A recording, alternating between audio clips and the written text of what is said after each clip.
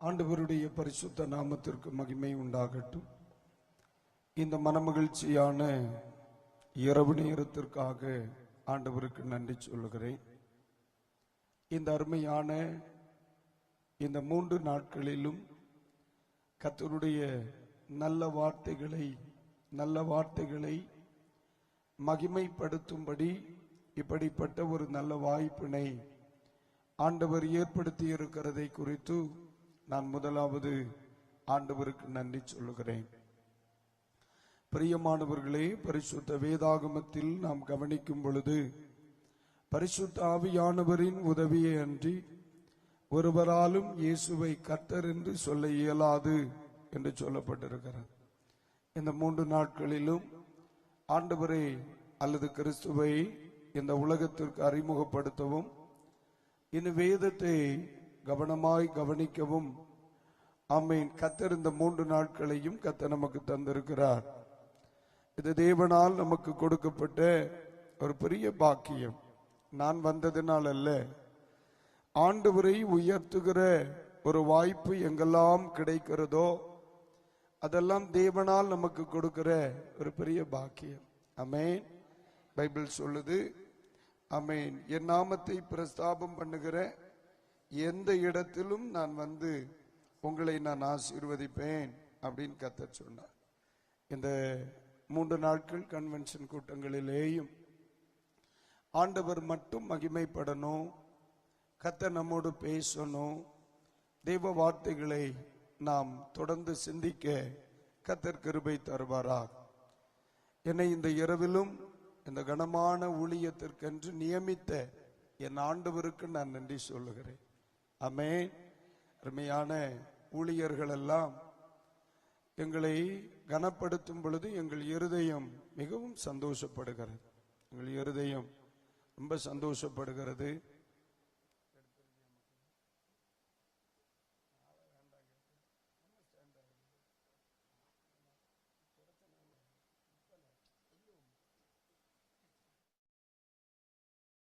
அருமையான தெய்வ மனிதர்கள் எல்லாம் இன்முகத்தோடு எங்களை வாழ்த்தும் பொழுது எங்களுக்கு ஒரே ஒரு சந்தோஷம். இந்த அளவிற்கு கனப்படுத்தப்படுவதற்கு இந்த பாக்கியத்தை கொடுத்தவர் தெய்வம். சில இடங்களிலே அருமையான போதகர் நம்முடைய தேசத்தில் வருவது நமக்கு பாக்கியம் என்று சொல்லுவார்கள். தாவீது சொல்லும் பொழுது, இத்தனை தூரம் வருவதற்கு நான் எம்மாத்திரம் என்று சொல்லுவார், என் வீடும் எம்மாத்திரம் என்று சொல்லுவார். அருமையான பரிசுத்தவான்கள், தேவ மனிதர்கள், அவர்களுக்கு முன்னிலையில் நல்ல ஆண்டவரை குறித்து பிரசங்கிப்பதற்கு இப்படிப்பட்ட நல்ல தெய்வ மக்களுக்கு முன்னே ஆண்டவரை குறித்து பிரசங்கிப்பது எனக்கு கிடைத்த பெரிய பாக்கியம். இது உங்களுக்கு அல்ல பாக்கியம், இது எனக்கு கிடைத்த பாக்கியம். இன்றைக்கு மேடையில் அமர்ந்திருந்து அலங்கரிக்கிற பரிசுத்தவான்களுக்கு அன்பின் வாழ்த்துக்களை தெரிவிக்கிறேன்.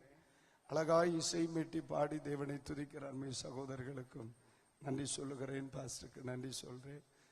என்னுடைய சத்தங்களை உங்களுக்கு அழகாக ஒலி அமைக்கிற என் அன்பு சிநேகிதர்கள், அன்பு சகோதரர்கள், நண்பர்கள், அனுமை என்பது ஜஸ்டினாக இருக்கட்டும், பெஞ்சமினாக இருக்கட்டும், பிரதர் கில்ஜினாக இருக்கட்டும், எல்லாருக்குமே நான் மனதார நன்றி சொல்லுகிறேன்.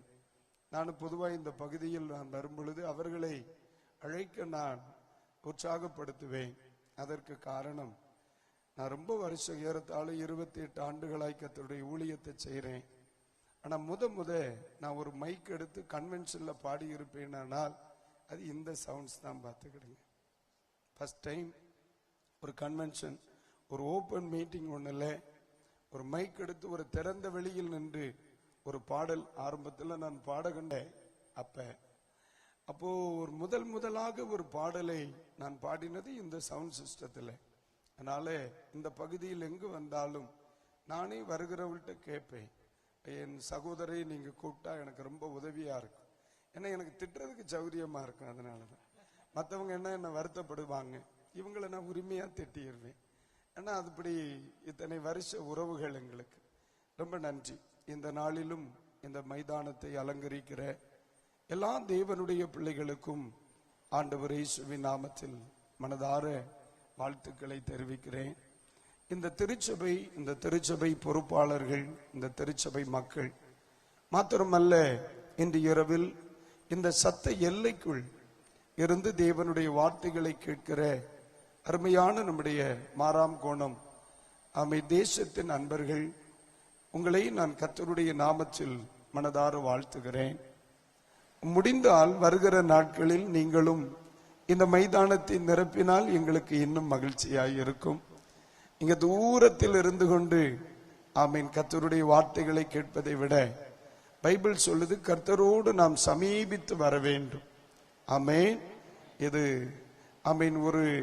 ஒரு திருச்சபையை சார்ந்த கன்வென்ஷன் என்றாலும் சுவிசேஷம் எந்த திருச்சபைக்கும் தனிமைப்படுத்தப்பட்டது அல்ல. ஆமென். ஆண்டவர் சொன்னார், நீங்கள் உலகமெங்கிலும் போய் சகல ஜாதிகளையும் சீஷராக்கி பிதா குமாரன் பரிசுத்த ஆவியின் நாமத்தில் அவர்களுக்கு ஞான ஸ்நானம் கொடுத்து நான் உங்களுக்கு கட்டளையிட்ட யாவையும் அவர்கள் கை கொள்ளும்படி அவர்களுக்கு உபதேசம் பண்ணுங்கள். அப்ப ஆண்டவருடைய சுவிசேஷம் பட்சபாதம் உள்ளது அல்ல, எல்லாருக்கும் உரியது.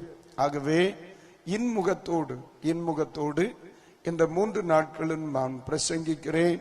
எல்லா தேவனுடைய பிள்ளைகளும் இன்முகத்தோடு, சிரித்த முகத்தோடு பேசி கேட்டு நம்ம மகிழ்ச்சியாய் கடந்து செல்ல போகிறோம். ஆமே. பொதுவாக எனக்கு இந்த உலக்கை விளங்கின மாதிரி இருக்கிறது பிடிக்காது. நான் ஓப்பன் மீட்டிங்ல பேசினாலும் சர்ச்சில் பேசினாலும் சிரித்த முகத்தோடு பேசுவேன். அது எனக்கு காரணம், இந்த உலகத்துல மனிதனுடைய வாழ்க்கை என்பது கொஞ்ச நாட்கள். பைபிள் சொல்லுது 70 பலத்தின் மிகுதியினால் 80 வருஷங்கள் மனிதனுடைய வாழ்நாள். இந்த 80 வருஷத்துக்கு மேல ட்ரை பண்றவங்க எல்லாம் பிளட் டெஸ்ட், யூரின் டெஸ்ட்னே பெயரும். அதுக்கு மேல பலரும் இப்ப டெஸ்ட்னு தான் நடக்கிறோம். அவங்களுக்கு மட்டும் இல்ல, அவங்கள வச்சு பாக்குறவங்களுக்கும் டெஸ்ட் தான். அப்ப அதனால நம்ம இருக்க போகிறது கொஞ்ச நாட்கள். இந்த கொஞ்ச நாட்களில் கோபம், வைராக்கியம், வெறுப்பு, வாக்குவாதம், சண்டை அப்படின்னு சொல்லி நமது வாழ்க்கையை அழித்து விடக்கூடாது. நம்ம வாழ்க்கையில எப்பொழுதுமே பவுல் சொல்லுவார், நீங்கள் சந்தோஷமாயிருங்கள், நீங்கள் சந்தோஷமாயிருங்கள் என்று மறுபடியும் உங்களுக்கு சொல்லுகிறேன் அப்படின்னா. ஆனால் நமக்கு கிடைத்த நாட்களில் மகிழ்ச்சியாக இருக்க நாம் எப்போதும் கற்றுக்கொள்ள. சில ஆட்களை பார்த்திருக்கிறீங்களா, எப்பவுமே இந்த இஞ்சி துண்ண குரங்கு மாதிரி டென்ஷனாவே இருப்பான். பேய் கூட குடும்பம் நடத்தலாம், இவங்க கூட குடும்பம் நடத்த முடியாது. காலையில பார்த்தா ஒரு டைப்பா இருப்பான், மத்தியானம் பார்த்தா ஒரு தினுசா இருப்பான், சாயந்தரம் பார்த்தா அவ எப்படி இருக்கான்னு அவளுக்கே தெரியாது. முன்னால் காலையில கொம்பு வச்சு முன்னால குத்தும், சாயந்தரம் சரி முன்னாலதான் குத்துது, நம்ம பின்னால போனோம்னா அது பின்னால மிதிச்சிடும். அப்போ காலையில ஒரு டைப்பா இருக்கும், சாயந்தரம் ஒரு டைப்பா இருக்கும். நம்ம எல்லாம் ஒரு டைப்பா இருக்கக்கூடாது, எப்போ நல்லா இருக்கணும். பக்கத்துல இருக்கிறவங்கள பார்த்து லைட்டா ஒண்ணு சிரிங்க, உங்க பக்கத்துல இருக்கிறது எந்த ஜந்துன்னு ஒண்ணு பார்ப்போம். சிரிக்கிற பிராணிகளுக்காய் கர்த்தரை ஸ்தோத்திரிக்கிறேன். ஆண்டவர் கிடைப்பு கிருபை உங்களோடு கூட இருப்பதா. இந்த 3 நாட்களும் சிந்திக்கணும், சிரிக்கணும், ஜெபிக்கணும், நல்ல கர்த்தருடைய வார்த்தைகளை கேட்கணும். நான் ரொம்ப சீரியஸ் ஆக மாட்டேன். சீரியஸான ஐசியூக்கு போட்டே இருக்கு. நான் கேஷுவலாவே நினைக்கிடும். மகிழ்ச்சியா இருக்கீங்க தானே? எல்லா துதி கன மகிமை கர்த்தர் ஒருவருக்கே. இன்னைக்கு சரியா 9:30 இந்த கூட்டம் என்ன செய்துரும், முடிஞ்சிரும். இன்னைக்கு எப்ப முடியுதோ அதுல இருந்து அரை மணி நேரம் தாமதமாகி கடைசி நாள் முடியும். என்ன, அதை இப்பவே சொல்றேன், நீ வீட்டுல சொல்லிட்டு வந்துருங்க. இல்லைன்னா கொஞ்சம் ஏழையரா வரும் பொழுது வயிறு முட்டை சாப்பிட்டு வந்துருங்க. இல்ல இங்க வந்து கிடந்து உறங்கலாம். கர்த்தர் நல்லவே. எல்லாரும் கை தூக்கி ஒரு அல்லேலூயா சொல்லுங்க. நீங்க நல்ல சந்தோஷமா இருக்கிறீங்க. ஆனாலும் உங்களுக்கு இடையில கதை தேவைப்படாதுன்னு நினைக்கிறேன். ஆண்டவர் நமக்கு உதவி செய்வார். ஒரு பாட்டு பாடி தொடங்குவோமா? நல்லா இருக்கும் இல்ல? சார் நீங்க நல்லா பாடுறீங்க. என்ன எல்லாருக்கும் தேங்க்ஸ் சொல்லும்போது என் சிநேகிதனுக்கு தேங்க்ஸ் சொல்றது இல்லை, நான் ரொம்ப சந்தோஷப்படுகிறேன். அவங்களெல்லாம் நான் உண்மையிலேயே நான் இதமா பார்த்துருக்கிறேன், நான் பார்த்ததில்லை. ஆனால் இவரை நான் பார்க்காத நாளே கிடையாது. மேக்சிமம் மாசத்துக்கு 2-3 தடவை நாங்கள் பார்த்துருவோம். நாங்கள் இணைந்து ஜெபிப்போம். ஊழியர்கள் இணைந்து ஜெபிக்கிற இடங்களில் அன்பு சிநேகித, நல்ல நண்பர், நல்லா ஜெபிக்கிற ஒரு மனிதர். ஆனா உண்மையிலே இவருங்க வருவார்னு எனக்கு ஆச்சரியமா இருக்கு. டேட்டு கேட்டது ஒரு குருவானவர், இன்னொருத்தர். ஆனா வந்து சிக்கி இருக்கிறது இது. நான் ஆச்சரியமா இருந்தேன். கடந்த வாரத்துல பஸ் எனக்கு டிரான்ஸ்பர் போட்டிருக்காங்க. எங்கேயா போட்டிருக்காங்க? அது மாராங்கோணத்துல. எப்ப நான் வாரேன்ப்பா. அங்கேயா? ஆமாடா வரேன். அப்ப கன்வென்ஷனுக்கு நான் தான் இருப்பேன். ரொம்ப சௌரியமா போச்சு. ஆனா உண்மையிலே அந்த குருவானவர் என்ன ரொம்ப அன்பா இருந்தாங்க. வருவாங்களான்னு தெரியல. எங்க போயிருக்காங்க அவங்க? அது எங்க இருக்கு? வெள்ளுக்குறி பக்கம். முடிஞ்சா அந்த 3 நாள்ல லைவ் பாப்பார். அவருக்கு ஒரு ஓபனிங் ஸ்டேட்மெண்ட் விட்டுருவோம். வந்துருமையா ஒன்னு பார்க்கட்டும். தேவன் நல்லவன். ஆமென். அம்மா ஒரு 4 போடும். அல்லேலூயா. திருப்பாதம் நம்பி வந்தே, கிருபை நிறை இயேசுவே, தமதன்பை கண்டடைந்தே சமூகத்திலே. எல்லாரும் சேர்ந்து பாடுவோமா? ஒரே ஒரு ஸ்டான்ஸா தான். உங்களை சிரமப்படுத்த மாட்டேன். நீங்க ஆரம்பிக்கிறீங்களா? நான் ஆரம்பிக்கவா?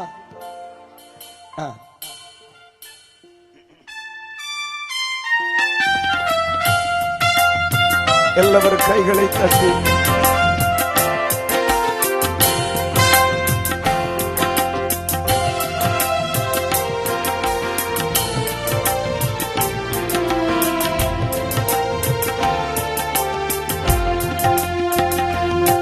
திருப்பாதம் நம்பி வந்தே, கிருபை நிறை இயேசுவே, தமதன்பை அடைந்தே தேவ சமூகத்திலே, தமதன்பை அடைந்தே தேவ சமூகத்திலே. திருப்பாதம் நம்பி வந்தே, கிருபை நிறை இயேசுவே, தமதன்பை அடைந்தே தேவ சமூகத்திலே, தமதன்பை அடைந்தே தேவ சமூகத்திலே. நம்முடைய ஆண்டவர் இளைப்பாறுதலை தருகிறது. ஆண்டவரே, சிலுவையை நோக்கி பார்த்தவர்களின் முகங்கள் ஒரு நாள் வெட்கப்படுவதில்லையே. இந்த இரவு நேரத்தில் உம்மை ஆராதித்து மகிமைப்படுத்துகிறோம். ஆவியானவரே, எங்களுக்கு நீர் உதவி செய்யும் ஆண்டவரே.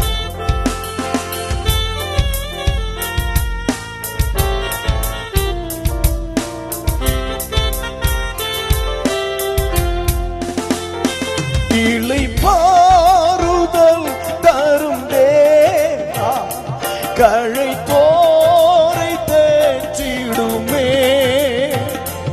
இளைப்பாறுதல் தரும் தேவா, களைத்தோரை தேற்றிடுமே.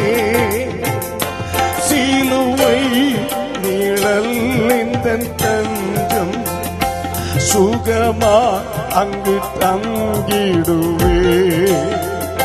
சிலுவை நிழல் இந்த தஞ்சம், சுகமா அங்கு தங்கிடுவே. திருப்பாதம் நம்பி வந்தே, கிருபை நிறை இயேசுவே, தமதன்பை அடைந்தே தேவ சமூகத்திலே, தமதன்பை அடைந்தே தேவ சமூகத்திலே.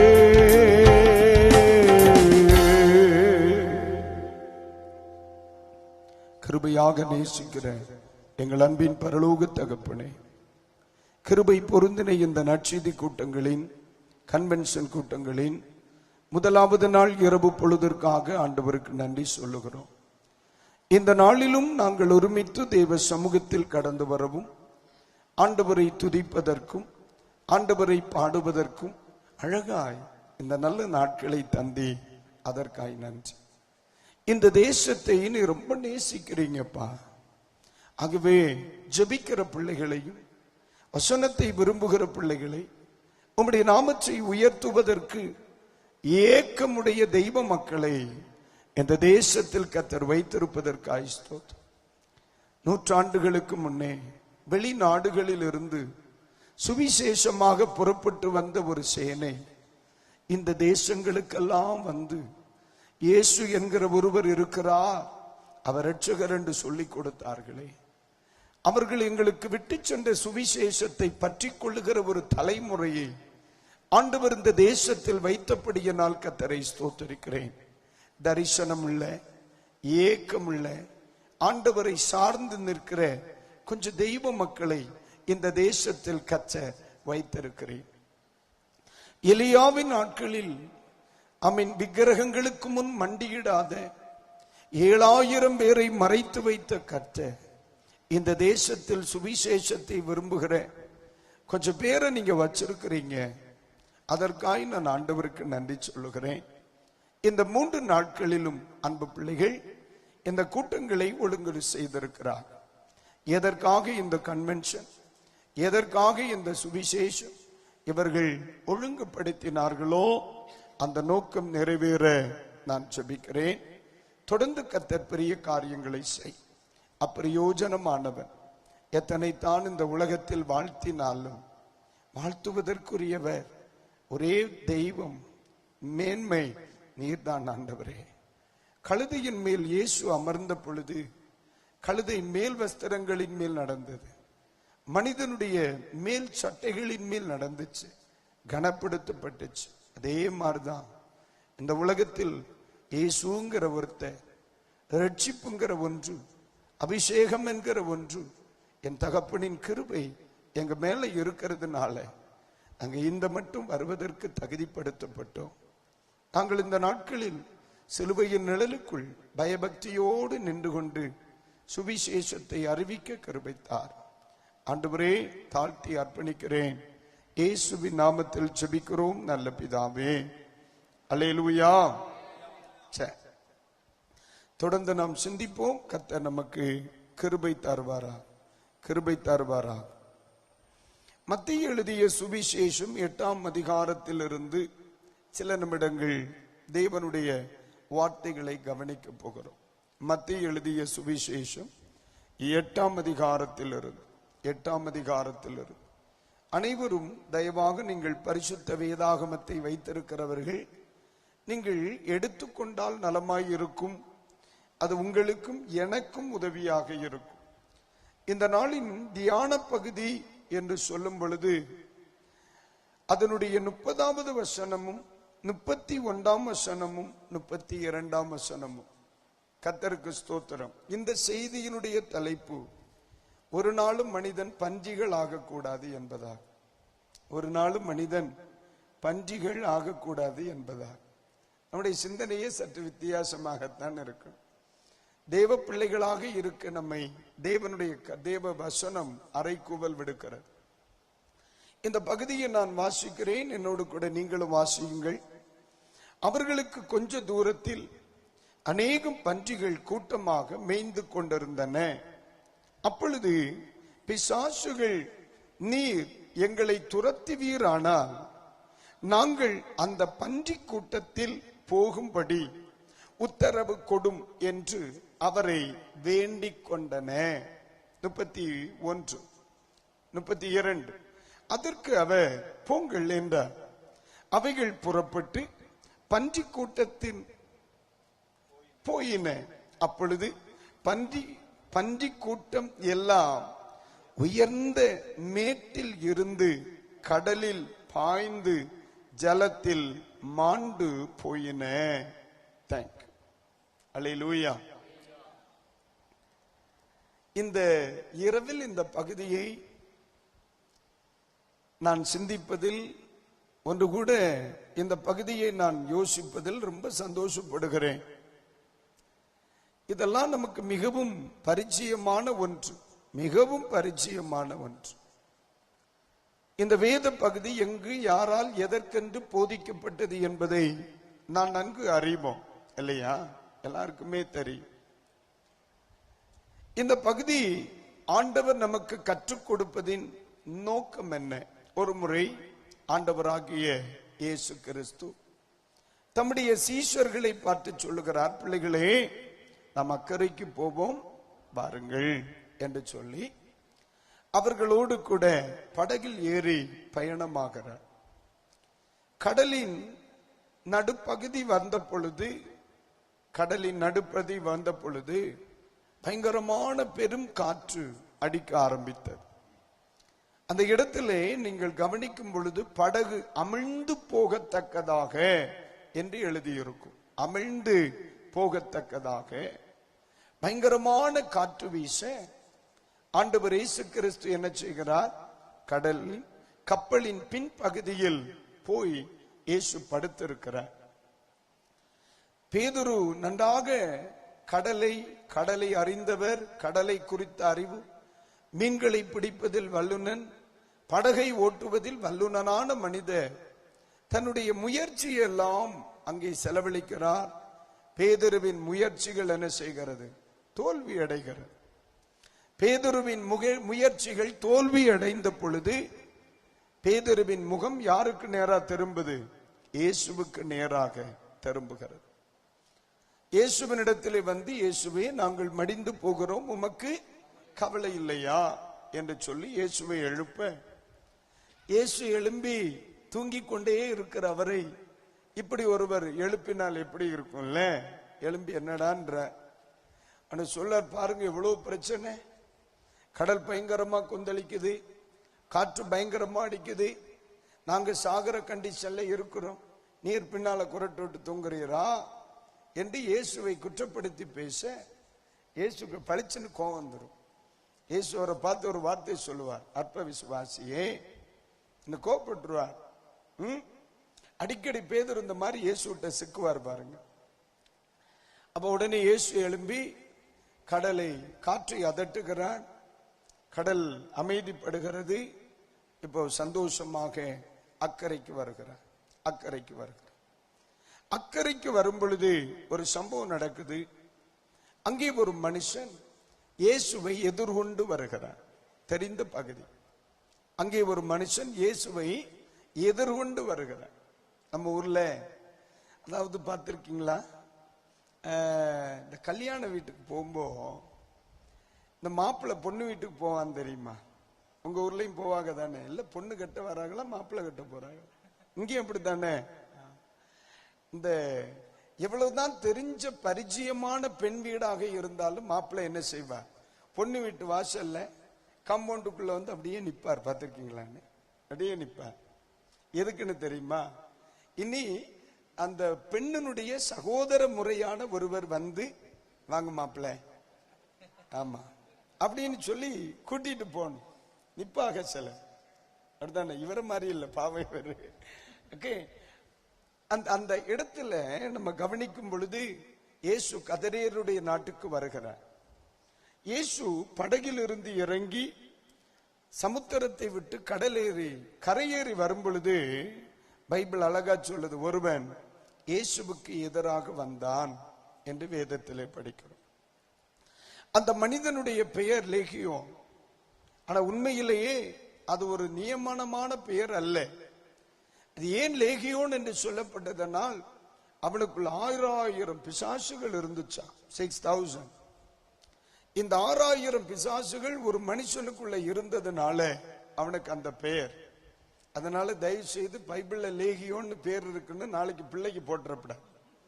பாஸ்டர் ஜஸ்டின் மோசஸ் அவர்கள் வரும்போது இந்த பேரை அழுத்தி அழுத்தி சொன்னாங்க, அப்ப நல்ல பேராத்தான் இருக்கும் அப்படின்னு சொல்லிடுறப்பட.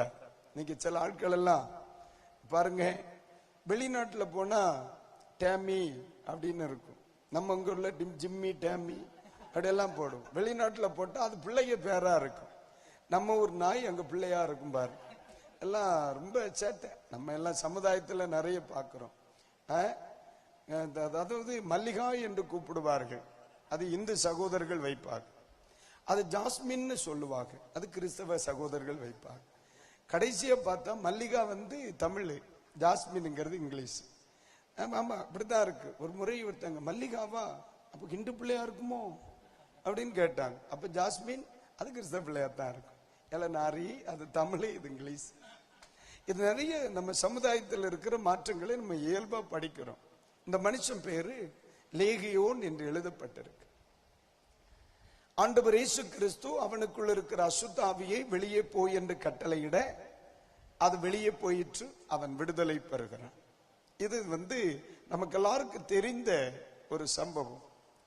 ஆனா இந்த மனுஷனை விட்டு அந்த பொல்லாத ஆவி வெளியே கிளம்புது. நான் இந்த விஷயத்துல உங்களுக்கு ஒரு உண்மையை சொல்லுவேங்க. நம்முடைய ஆண்டவர் ஜெபத்தை கேட்கிறவர் என்று 100% நான் சொல்லுவேன். நீங்க ஒத்துக்குவீங்களா? நம்முடைய இயேசு ஜெபத்தை கேட்கிறவர் என்று ஒத்துக்கொள்கிறவர்கள் மட்டும் கை உயர்த்தி ஒரு அல்லேலூயா சொல்லுங்க. சரி, ரொம்ப சந்தோஷம். நீங்க எதனால சொல்றீங்க? நீங்க எதனால அந்த வார்த்தையை சொல்றீங்க? இப்ப நான் சொன்னேன் நம்முடைய ஆண்டவர் ஜெபத்தை கேட்கிறவர் அப்படின்னு சொன்னேன். நீங்க எல்லாம் ஒத்துக்கிட்டீங்க. ஒருவேளை உங்க ஜெபங்களுக்கு அவர் பதிலை என்ன செய்திருக்கலாம்?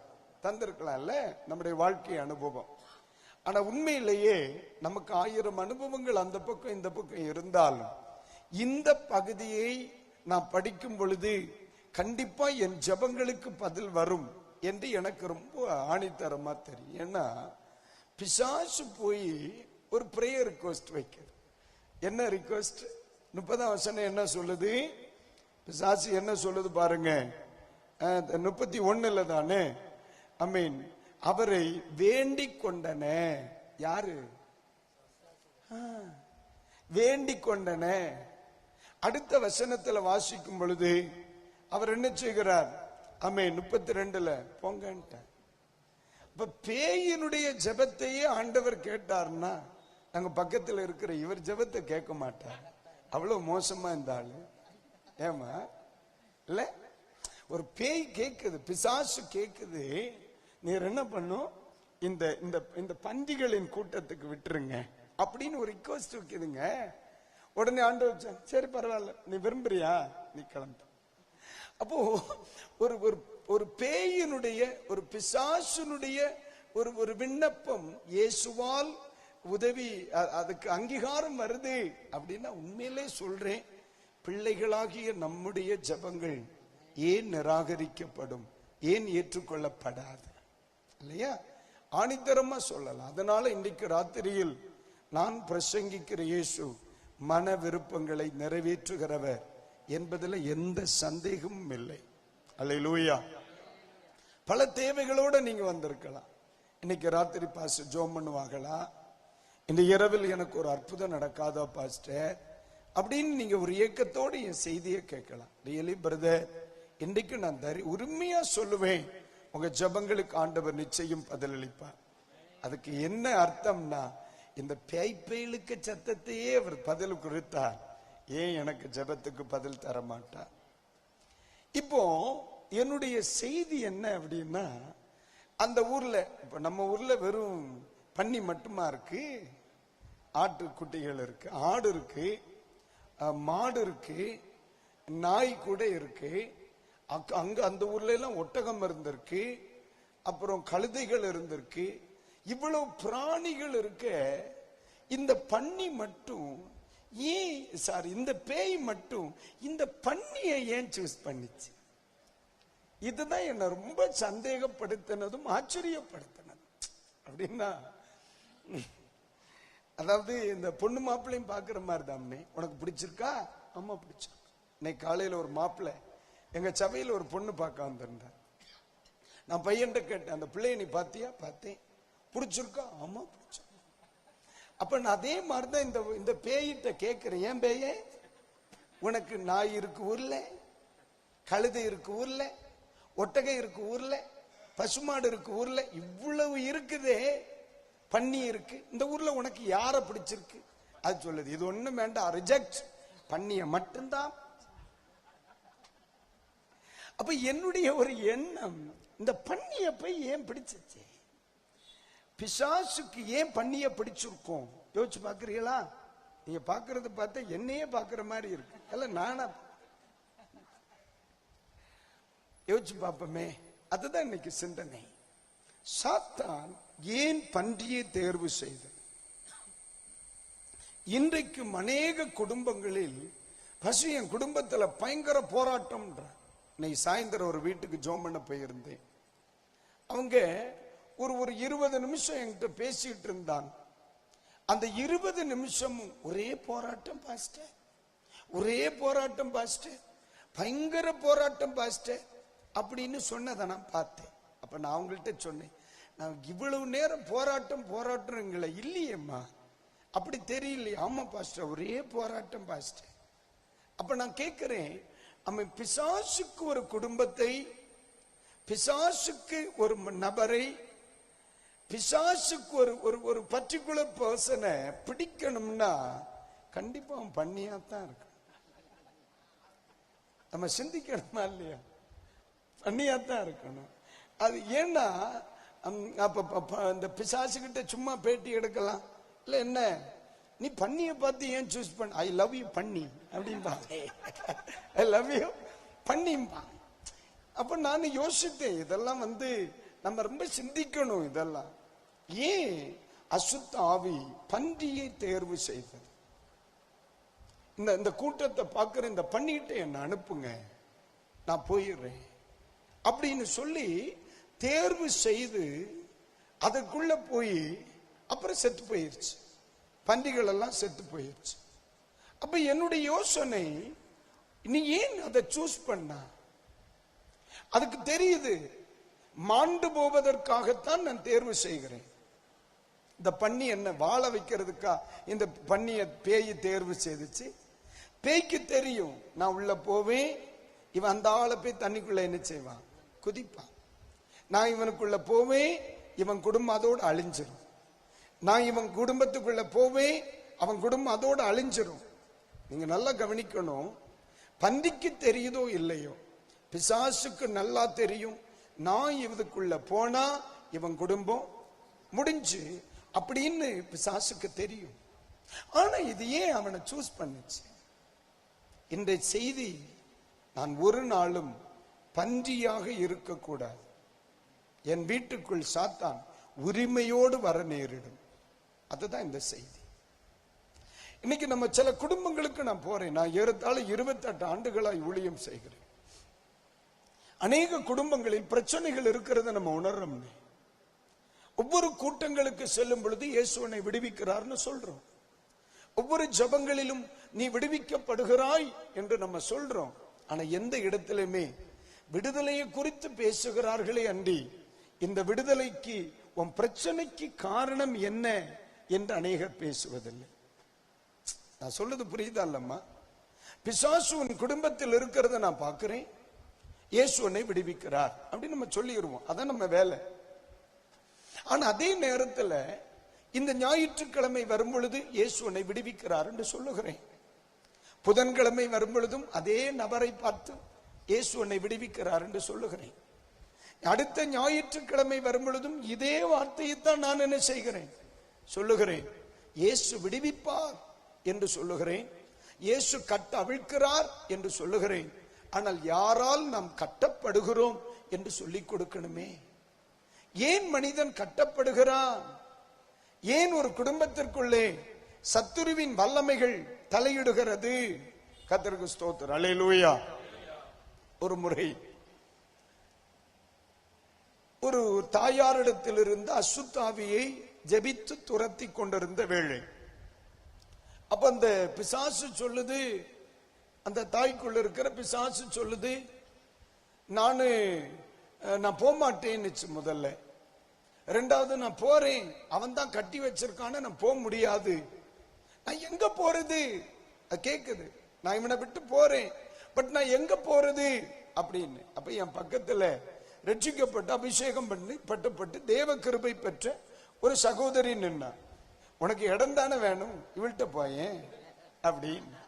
அவ என்கூட ஜோம் பண்ண வந்திருக்கா, ஜோம் பண்ணதான் வந்திருக்கா. நாங்க எல்லாம் சேர்ந்து ஜோம் பண்ணிட்டு தான் இருக்கோம். உனக்கு இடம் தானே வேணும், இவள்கிட்ட போயேன்.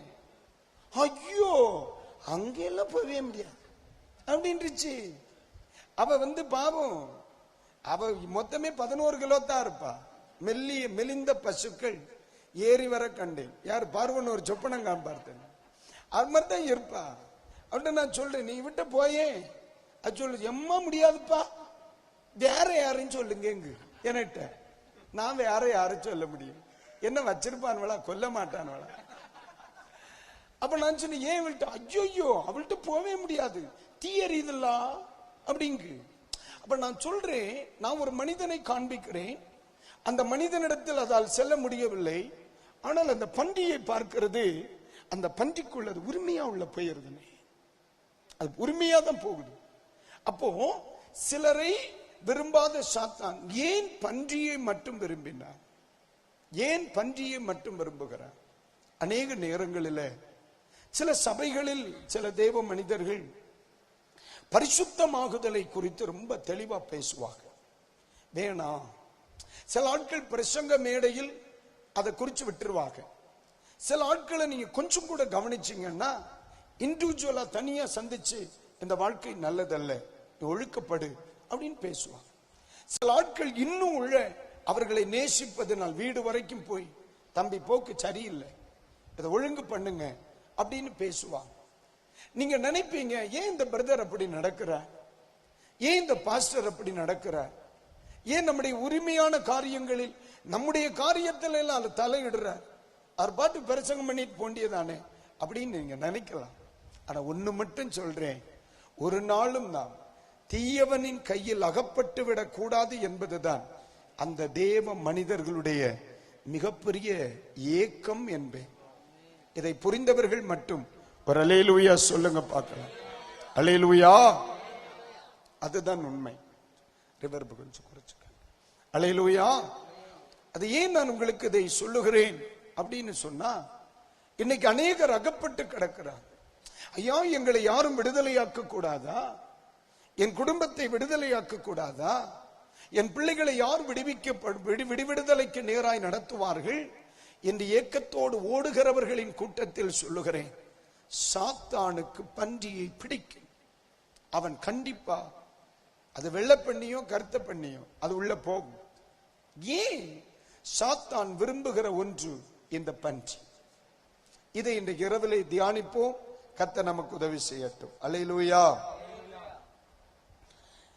இந்த பன்றி அசுத்தமானது. இந்த பன்றி எப்படிப்பட்டது? அசுத்தமானது. ஒரு 2 ரெஃபரன்ஸ் எழுதிக்கிடுங்க. எழுதுறவங்க இருக்கிறீங்களா? ரொம்ப பிடிச்சிருக்கேன்னா உங்களை எசப்பா உங்களை ஆசீர்வதிப்பாரு. லேவியர் ஆகமத்தின் புஸ்தகம் 11ஆம் அதிகாரம், லேவியர் ஆகமத்தின் புஸ்தகம் 11ஆம் அதிகாரம் 7ஆம் வாக்கியம். இன்னொரு ரெஃபரன்ஸ் எழுதுங்க, அப்புறம் படிக்கலாமா? உபாகமத்தின் புஸ்தகம் 14ஆம் அதிகாரம் 8ஆம் வாக்கியம். லேவியர் ஆகமத்தின் புஸ்தகம் 11:7, உபாகமத்தின் புஸ்தகம் 14:8. இப்ப எடுத்துட்டோமா? இப்ப யார் படிக்கிறா? யாராவது வாசிக்க முடியுமா உங்களுக்கு? இப்போ 11:7 படிங்க. பன்றியின் குழம்பு விரி குழம்பும் இரண்டாக பிரிந்ததுமாக இருந்தும் அது அசை போடாது, அது உங்களுக்கு அசுத்தமானது. அல்லேலூயா. ஆண்டவர் ஏற்கனவே சொல்லிக் கொடுக்கிறார், விரிகுழம்பு உள்ளவைகள் சுத்தமானவை அப்படிங்கிற. ஏற்கனவே இஸ்ரவேல் மக்களுக்கு அழகா டீச் பண்ற, விரிகுழம்பு உள்ளவை சுத்தமானவைங்கிற. ஆனா பன்றிகளுக்கு என்ன இருக்கு? விரிகுழம்பு இருக்கு. விரிகுழம்புன்னா என்ன சொல்றது? மாட்டுக்கு 2 நகம் இருக்கும்ல, இடையில ஒரு வெட்டு இருக்கும்ல, அதுதான்.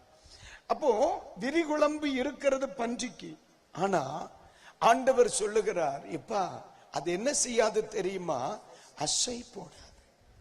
அது அசை போடாது. கிடைக்கிறது அந்த ஆள் அடிச்சிரும் உள்ள. அதெல்லாம் விளக்கமா சொல்லணும்னா சபை கூட்டத்தில் பேசணும். அந்த ஆள் அடிச்சிரும், அது அசை போடாது. அதனால ஒண்ணு பண்ணு, அது உனக்கு எப்படிப்பட்டது? அசுத்தமானது. அப்ப இன்றைக்கு இரவில் ஒன்று சிந்திக்கலாம். ஏன் எனக்கு பிடிக்காத பன்றி உங்களுக்கு பிடிக்குமா? அது பிடிக்குமா பிடிக்காதா? எனக்கு பிடிக்கிறது இல்லை. என்ன சொல்றேன், மிஸ்டர் ஜஸ்டின் மோசஸுக்கு பிடிக்காத பன்றி ஏன் பேய்க்கு பிடிச்சு? எனக்கு பிடிக்காத பன்றி ஏன் பிசாசுக்கு பிடிச்சிச்சு? பைபிள் சொல்லுது, ஆண்டவர் சொல்றார், அது அசுத்தமானது, அது அசுத்தமானது. இன்னொரு ரெஃபரன்ஸ் சொன்னனே, உபாகமத்தின் புஸ்தகம் 14:8, பன்றியும் புசிக்கத்தகாது, அது விரிகுளம்பு உள்ளதாக இருந்தும் அது அசை போடாது, அது உங்களுக்கு அசுத்தமானது. இவைகளின் மாம்சத்தை புசியாமலும் இவைகளின் உடலை தொடாமலும் இருப்பீர்களாக. பரிசுத்த வேதாகமம் பழைய ஏற்பாடு மிக தெளிவாய் சொல்லுகிறது, பன்றியின் மாம்சத்தை புசியாமலும் அதை தொடாமலும் இருப்பீர்களாக. காரணம் என்ன? அது அசுத்தமானது என்று சொல்லுகிறார். அப்ப என்னுடைய ஒரு சிந்தனை, ஆண்டவர் எதை அசுத்தமானது என்று சொல்லுகிறாரோ, ஆசாரியர்கள் எதை அசுத்தமானது என்று சொல்கிறார்களோ, தேவ ஜனங்கள் தெய்வீக சமுதாயம் எது அசுத்தமானது என்று சொல்லுகிறதோ, அந்த பன்றியை பிசாசு விரும்பி கேட்கிறது. நான் கட்டுனா இவ்வளவுதான் கட்டுவேன், நீங்க தந்தா இவ்வளவுதான் தரணும், இவ்வளவுதான் எனக்கு ரொம்ப பிடிச்சிருக்கு. அசுத்தமானது யாருக்கு பிடிக்கும்? பிசாசுக்கு பிடிக்கும். ஏன் நம்மை தேவன் பரிசுத்தமாக சொல்லுகிறார்? ஏன் பரிசுத்தவான்கள் நம்மை பரிசுத்தமாக சொல்லுகிறார்கள்? சகோதரா, நம்முடைய தெய்வம் இந்த பூமியில் வெளிப்பட்டதற்கான ஏக லட்சியம் நம்மை பாவத்தின் கட்டுகளிலிருந்து விடுதலையாக்கும்படி. ஏக விடுதலை அதுதான். ஒரு மனுஷனுக்கு இந்த பூமியில் தேவையான விடுதலை, முதலாவது வரவேண்டிய விடுதலை பாவத்தில் விடுதலை. காரணம், மனுஷன் அனுபவித்த எல்லா பிரச்சனைகளுக்கும் மூல காரணம் பாவம்தான். என்றைக்கு ஏதேன் தோட்டத்திற்குள் மனிதனுக்குள் பாவம் என்கிற ஒன்று வந்ததோ, அதுக்கு பிறகுதான் மனிதனுடைய வாழ்க்கையில் இழப்பு என்கிற ஒன்று ஆரம்பிக்குது. அதனாலதான் இயேசு வந்ததின் நோக்கம் பாவிகளை ரட்சிக்க இயேசு கிறிஸ்து இயேசு இந்த உலகத்தில் வந்தார். அதனாலதான் பரிசுத்த வேதாகமம் பரிசுத்தத்தை குறித்து இவ்வளவு தெளிவாய் பேசுது. எப்படியும் வாழச் சொல்லவில்லை, இப்படித்தான் வாழச் சொல்லுகிறது. எப்படியும் பேச சொல்லவில்லை, இப்படித்தான் பேச சொல்லுகிறது. இன்னைக்கு அநேக பாவத்தை குறித்து கண்டித்து பேசிவிட்டால் உடனே பாஸ்டருக்கு டிரான்ஸ்பர் வந்துரும். உடனே அவர் எப்படி பேசலாம்? தன் வாழ்க்கையில் பாவத்தை விட்டு மனம் திரும்ப மனதில்லை.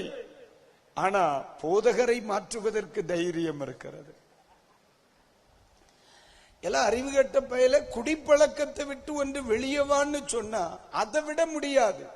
அதை சொல்லுகிற போதகரை மாற்ற இவனுக்கு துணிகரம் இருக்கிறது. அதனாலதான் பைபிள் சொல்லுச்சு, அசுத்தமானதை பேய்க்கு பிடிக்கும். அல்லேலூயா, அல்லேலூயா. ஒருவேளை இன்றைக்கு என்னுடைய செய்தியை கேட்கிறவர்கள் கிறிஸ்தவர்களாக இருக்கலாம், கிறிஸ்தவர்கள் அல்லாதவர்களாக இருக்கலாம், ஆலயத்திற்கு செல்கிறவர்களாக இருக்கலாம், ஆலயமாகவே இருக்கலாம். எனிபடி யாராக இருந்தாலும் சரி, அசுத்தமானவனை சாத்தானுக்கு பிடிக்கும். பன்றியை சாத்தானுக்கு பிடிக்கும். அல்லேலூயா. இந்த சாத்தானின் கைகளில் அகப்படாமல் இருக்க வேண்டுமானால் நான் என்ன செய்யணும்? என்னுடைய ஜீவியத்தில் எந்த இடத்தில் அசுத்தம் இருக்கிறதோ அந்த அசுத்தமானதிலிருந்து என்னை விடுதலையாக்கி என்னை வெளியே கொண்டு வரணும். எந்த வீட்டுக்குள் பரிசுத்தம் இருக்குமோ, எந்த தனி நபர்களுக்குள் பரிசுத்த ஜீவிதம் இருக்குமோ, எந்த தனி நபர்களுக்குள் பரிசுத்த ஜீவிதத்தின் தீர்மானம் இருக்குமோ, அவன் எல்லைக்குள்ள அவன் வர முடியாது. ஆமென், அல்லேலூயா. ஒரு மனுஷனுடைய ஏன் சிக்குகிறான் பிசாசின் கையில்? அது அசுத்தமானது. பிசாசுக்கு தெரியும்பா, நான் இவனுக்குள் போனால் இவன் மாண்டு போவான், அவன் அழிஞ்சிருவான். பிசாசுக்கு தெரியும். ஆனா அவன் சொல்லவே மாட்டான். அவன் சொல்லவே மாட்டான். இந்த பிசாசு பண்ணிக்குள்ள போச்சு, பண்ணி ஒத்த செகண்ட் கூட அதால வாழணும்னு நினைப்பே வரலையே. சாகணும் சாகணும் சாகணும். இப்படிதான் நிறைய பேர் வீட்டுல உட்கார்ந்து, நான் எதுக்கு இருக்கேன், நான் சாவணும், நான் எதுக்கு இருக்கேன், நான் சாவணும். சில பண்ணிக்க சுவாபமே அதான். நல்ல வீட்டை ஆண்டவர் கொடுத்திருப்பார், நல்ல புருஷனை கொடுத்திருப்பார், நல்ல மனைவியை கொடுத்திருப்பார், நல்ல குடும்பத்தை கொடுத்திருப்பார். என்ன சின்ன சின்ன மன வருத்தங்கள். மனிதனுடைய பாடுகளை அல்லாமல் வேறே பாடுகள் நமக்கு இல்லை. ஆமாவா இல்லையா? மனுஷனா இருந்தா புரியும். மனிதனுடைய பாடுகளை அல்லாமல் வேறே பாடுகள் நமக்கு எல்லாருக்கும் ஒவ்வொரு பிரச்சனை இருக்குனே. அதுக்குன்னு மரணமா? இன்னைக்கு அத பாருங்க, அந்த பிசாசு வந்து பேய்க்குள்ள அந்த பந்திக்குள்ள போன உடனே வாழணுங்கிற ஆசையை போயிட்டேன், சாகணும்னு தானே நினைக்கு. அது பிசாசுக்கு தெரியும். நான் மட்டும் அவனுக்குள்ள போனோம்னா அவன் குடும்பம் என்ன செய்துரும், அழிஞ்சிரும். அவன் யாரை சூஸ் பண்றான்? அசுத்தமானதுதான். அதனால தெய்வ பிள்ளைகளுக்கு சொல்றேன், பாவம் உங்களுக்கு மகிழ்ச்சி தருகிற ஒன்றாக இருக்குமானால் தயவு செய்து சொல்றேன், வாழ்க்கை அழிஞ்சு போகும். உன்னை ஒழுங்குபடுத்தணும். குடும்பம் அழிஞ்சு போகும், உன்னை ஒழுங்குபடுத்தணும். ஜீவிதம் அழிஞ்சு போகும், உன்னை ஒழுங்குபடுத்தணும். அந்த பாவம் ஒருவேளை பகிரங்கமா இருக்கலாம், அந்தரங்கமா இருக்கலாம். அது ஒரு மேட்டரே கிடையாது. வேதம் சொல்லுகிறது, பண்டியை பிசாசுக்கு பிடிக்கும். அல்லேலூயா. பண்டி அசுத்தமானது. ஒரு 4 வார்த்தைகளை ஒன்றன் பின் ஒன்றாய் சொல்லுகிறேன். அது அசுத்தத்தை விரும்பும். பண்டி என்ன செய்யும்? அசுத்தத்தை விரும்பும். 2, அசுத்தமானதை தேடி செல்லும். அது தேடி போகும். வேலை தோவாளையில இருக்கும், வீடு மாராங்கோணத்தில் இருக்கும், பிராண்டி ஷாப், அந்த ஊருக்கு பேரு சித்திரங்கோட்டில் இருக்கும். இந்த பண்ணி தேடி போகும் பிராண்டி ஷாப்புக்கு. இல்ல இந்த வழி இல்லையா வீட்டுக்கு போகணும், இப்படி போன 5 கிலோமீட்டருக்கு முன்ன வீட்டுக்கு போகலாமே, நம்ம ஷாப் அங்க இருக்கு. பண்டி தேடி போகும், பண்டி தேடி போகும். அதனாலதான் ஆண்டவர் பண்டிகை அசுத்தமானது என்று சொன்னார். அது அசுத்தத்தை படுத்திருக்கும். இல்ல, உண்மையிலே சொல்றேன், ஒரு ஆட்டுக்குட்டி வாயில ஒரு மண்ணு பட்டுன்னா அதை எங்கேயாவது கொண்டு போய் தேய்ச்சி முகத்தை புண்ணாக்கி விடுதலை ஆகிறது வரைக்கும் ஆடு நிக்காத நிலத்துல. ஆனா பண்ணி அப்படி பார்க்கும், அருமை. அது படுத்து அதை விரும்பும், அதை விரும்பும், அதை விரும்பும். அசுத்தத்தை நேசிக்கும். அதெல்லாம் பரிசுத்தத்தை நேசிக்க முடியாது. அதுகிட்ட பரிசுத்தத்தை பத்தி பேசினாலே கோபம் வரும். அம்மா சொல்லுவாங்க, எல்லாம் இப்படி நடக்காதல, இந்த பாவ பழக்கம் வேணாம்னு சொல்லியப்பார், எனக்கு தெரியும்பா. உடனே புரிஞ்ச, ரைட்டு, பண்ணி கசாப்பு கடைக்கு போக நேரம் ஆயிட்டு புரிஞ்சுக்கலாம். பண்டி அசுத்தத்தை நேசிக்கும். ஆனால் இன்று ராத்திரியில் சொல்லுகிறேன், அப்படிப்பட்ட மனிதர்களை பரிசுத்தமாக்கத்தான் இயேசு இந்த உலகத்திற்கு வந்தார். அல்லேலூயா. என்னுடைய ஜீவியத்தில் சாத்தான் என் குடும்பத்திற்குள் வந்தால் பண்டியின் நிலை எனக்கு உண்டாகும். அது அழிச்சிரும், குடும்பத்தை கண்டிப்பா அழிச்சிரும். பிரதர், யாரா இருந்தாலும் சரி அழிச்சிரும், யாரா இருந்தாலும் அழிச்சிரும். ஆரம்பத்தில் இருக்கிற சூழ்நிலைகளை ஒன்னும் பார்க்கண்டா, அது அழிச்சிரும், கண்டிப்பா அழிச்சிரும். ஆனால் அவன் கையில் இருந்து நாம் தப்ப வேண்டுமானால் இன்றைக்கு ராத்திரியில் நம்முடைய ஜீவிதத்தில் வெளியரங்கமாயும் மறைமுகமாயும் இருக்கிற பாவத்தில் இருந்து மனிதன் விடுதலை பெறணும். இல்லை என்று சொன்னால் ஜீவிதம் அழிஞ்சு போகும். அல்லேலூயா. அந்த வார்த்தை அப்படித்தானே. அவைகள் மாண்டு போயின, அழிஞ்சிருச்சு, அழிஞ்சிருச்சு, உள்ளது என்றாச்சு, அழிஞ்சிருச்சு. அப்ப எந்த இடத்தில் அசுத்தம் இருக்கிறதோ அங்க சாத்தான் தேடி வருவான். சாத்தான் என்னைக்கு ஒரு குடும்பத்துக்குள்ள வந்துட்டானோ அப்புறம் அப்படி ஒரு குடும்பம் இருந்த தடம் கூட இருக்காது. அப்ப ஆண்டவர் நம்மை ஒவ்வொரு கூடுகைகளிலும், ஒவ்வொரு கன்வென்ஷனிலும், ஒவ்வொரு முறை நம்முடைய தேவ மனிதர்களை கொண்டு பரிசுத்தத்தை குறித்து பேசும் பொழுது ஒன்று புரியணும், இதற்கு ஏக லட்சியம், நானும் என் குடும்பமும் சத்துருவின் கையில் சிக்கிக் கொள்ளாதிருக்கும்படிக்கு. அல்லேலூயா சொல்லுங்க. அல்லேலூயா. புரியுதா? சுயநலத்திற்காக பேசிக் கொள்ளுகிறோம் என்று நினைக்க வேண்டாம். இந்த செய்தியை கேட்கிறவர்களுக்கு சொல்றேன், பரிசுத்தத்தை குறித்து தேவ மனிதர்கள் தங்கள் சுயநலனுக்காக பேசிக் கொள்ளுகிறார்கள் என்று நினைக்க கூடாது. அழிஞ்சிரும் குடும்பம். இன்றைக்கு இருக்கிற பணத்தை பார்க்கண்டா, இன்றைக்கு இருக்கிற அங்கீகாரங்களை ஒன்றும் பார்க்கண்டாம், குடும்பம் அழிஞ்சு போகும். ஏனென்றால் அசுத்தம் இருக்கிற இடத்தில் சாத்தானின் சாவகாசம் இருக்கும். அசுத்தம் இருக்கிற இடத்தில் இருளின் கிரியையினுடைய தோத்திர செயல்பாடுகள் இருக்கும். நம்ம மனிதர்கள் 4 பேர் பார்க்கல அப்படின்னு நம்ம நினைக்கலாம். நம்ம நினைக்கிறோம் 4 பேருக்கு முன்னால குற்றப்படுத்தப்படுகிறவர்கள் மட்டும் பாவிகள் என்று. நம்முடைய மனசாட்சிக்கு தெரியும் நம்ம யாருன்னு. நம்முடைய மனசாட்சி நம்மை குற்றப்படுத்துமானால் இந்த இரவில் சொல்லுகிறார், பன்றிகளை ஏன் பிடிச்சு தெரியுமா? அது அசுத்தமானது. அல்லேலூயா. அப்ப இன்றைக்கு இரவில் இந்த செய்தியை கேட்கிறவர்களுக்கு சொல்லுகிறேன், ஆண்டவரே, இந்த சத்துருவின் கையில் அகப்பட்டு நானும் என் குடும்பம் அழியாமல் இருக்கணும்னா இன்றைக்கு ராத்திரி ஆகிலும் என்னை பரிசுத்த ஜீவியத்திற்கென்று அர்ப்பணிக்கணும். அல்லேலூயா. அவ்வளவுதான். இந்த ராத்திரியில் ஆகிலும் எந்த மனுஷனாவும் இருக்கலாம் ஐயா, எந்த மனுஷனாக இருக்கலாம், ஒரு சகோதரனாக, ஒரு தேவ மனிதனாக இந்த இரவில் நான் உங்களுக்கு சொல்லுகிற வார்த்தை, உன் குடும்பம் அழிஞ்சிடக்கூடாது ஐயா, உன் குடும்பம் அழிஞ்சிடக்கூடாது. நீ கிறிஸ்தவனா இல்லையா அதெல்லாம் ரெண்டாவது. பாவம் எங்கு இருக்குமோ, அசுத்தம் எங்கு இருக்குமோ அங்கே சாத்தானின் சாவகாசம் இருக்கும்.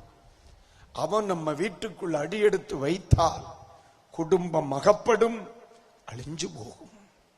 அல்லேலூயா. அதனாலதான் இயேசு பரிசுத்தத்தை குறித்து பேசினார். அப்போஸ்தலர்கள் பரிசுத்தத்தை குறித்து பேசினார். அன்றைக்கு எருசலேமே ஒரு நாள் இயேசு ஒலிவு மலையில் உட்கார்ந்து இருக்கிறாரா. ஒலிமலையில் அவர் இருக்கும்போ எல்லாரும் எருசலேமை பார்த்து சொல்றாங்க, பாருங்க என்ன அழகா இருக்குல்ல, என்ன அழகா இருக்கு எருசலேம், கட்டுமானங்கள் எவ்வளவு அழகா இருக்கு, பட்டணம் எவ்வளவு அழகா இருக்கு. ஆனா இயேசு சந்தோஷப்படவே இல்லை, அழுதார். இயேசு எருசலேமை பார்த்து அழுதார். வெளியே பார்க்கிறதுக்கு சிலதெல்லாம் ரொம்ப அழகா இருக்குங்க, வீடு ரொம்ப மாடி மாறி இருக்கு, நிறைய வேலை, சொத்து, சுகம், பணம், அந்தஸ்து எல்லாமே இருக்குல்ல, எல்லாம் இருக்கு. அப்ப குடும்பத்தார் சொன்னாங்க, இருந்தா என் தம்பி மாதிரி இருக்கணும். சபையார் சொல்றாங்க, இருந்தா அந்த அண்ணன் மாதிரி இருக்கணும். ஆனா இயேசு எருசலேமை பார்த்து அழுறார். ஏன் தெரியுமா?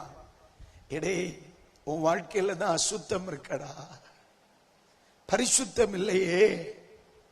எந்த இடத்துல அசுத்தம் இருக்குமோ அங்கு சாத்தான் தலையீடு இருக்குமே.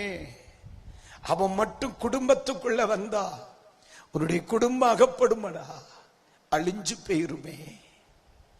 அதனாலதான் இயேசு சொன்னார், உனக்கு கிடைத்த இந்த நாளிலாகிலும் உன் சமாதானத்திற்கு ஏற்றவைகளை நீ மறைந்திருந்தால் நலமாயிருக்கும்.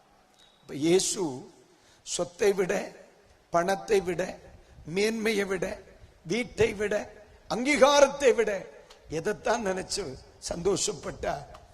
பரிசுத்தம். ஒரு அல்லேலூயா. சத்தமா சொல்லுங்க அல்லேலூயா. ஏன்? சாத்தானுக்கு பண்ணிய பிடிச்சு அது அசுத்தமானது. அப்ப இன்றைக்கு எந்த வீட்டுக்குள் அசுத்தம் இருக்குமோ, இன்னைக்கு எந்த தனி நபருக்குள் அசுத்தம் இருக்குமோ, அவர்களை பிசாசுக்கு நல்லா பிடிக்கும். அவர்களை பார்த்து காலையில ஒரு வாட்டி ஐ லவ் யூ பண்ணின்னு சொல்ல, மத்தியானத்தில் அசுத்தமா இருக்கிறவனை பார்த்து மறுபடியும் பண்ணி சொல்லும், ஐ பண்ணி how are you, I love you. ராத்திரி தூங்க போறதுக்கு முன்னால பிசாசு வீடு வரைக்கும் வரும், hey பண்ணி very nice, how are you, good night. இன்னைக்கு நிறைய பண்ணி குட் நைட் சொல்லு ராத்திரி, இல்லைன்னா அந்த பண்ணிக்கு உறக்கம் வராது. ஹை பண்ணி how are you, கைகளை உயர்த்தி ஒரு அல்லேலூயா சொல்லுங்க, சத்தமா சொல்லு அல்லேலூயா. அழிஞ்சிரும் வாழ்க்கை, அழிஞ்சிரும் வாழ்க்கை. அல்லேலூயா. இன்றைக்கு ராத்திரி இந்த ஓபன் மீட்டிங் கன்வென்ஷன்லாம் பாஸ்டருக்கு நல்லா தெரியும். ஆனா எனக்கு தெரியும் எது இந்த தேசத்துல பேசணும்னு. இன்றைக்கு ராத்திரியில் நீங்கள் யாராய் இருந்தாலும் சரி, ஆண்டவரே என்னை பரிசுத்தத்திற்கு ஒப்பு கொடுக்கிறேன், என்னை உம்முடைய பரிசுத்தத்திற்கு ஒப்பு கொடுக்கிறேன். இந்த வார்த்தை இந்த இரவில் ஒரு மனுஷனுடைய வாயில் வருமானால், நாம் இந்த 3 நாட்களிலும் சில விடுதலைகளை எடுத்துக்கொள்ள போகிறோம். மாற்றம் வரும் பிரதர். என் தொழில நஷ்டம் இருக்கு, எவ்வளவோ முயற்சி பண்றேன் பிரதர், நஷ்டம் இருக்கு. ஒன்னு கவனி பிரதர், இவைகளுக்கு பின்னால் பன்றியை விரும்பினவன் இருக்கிறானா? நல்லா தானே இருந்துச்சு வாழ்க்கை, எவ்வளவு அழகாய் கர்த்தர் வைத்திருந்தார். இந்த தேசத்துல ரொம்ப நல்லா தானே இருந்த, இந்த உன்னை கர்த்தர் ஆசீர்வதிச்சிருந்தாரா இல்லையா? பின்ன ஏன் இந்த தலைகுனிவு? எங்கேயோ ஒரு இடத்துல பிரச்சனை நடந்திருக்கு, காசு வந்தப்போ பரிசுத்தத்தை விட்டுட்டியா? கொஞ்சம் காசு வந்த பொழுது பாவ வாழ்க்கை மறைந்திருக்கிறதா?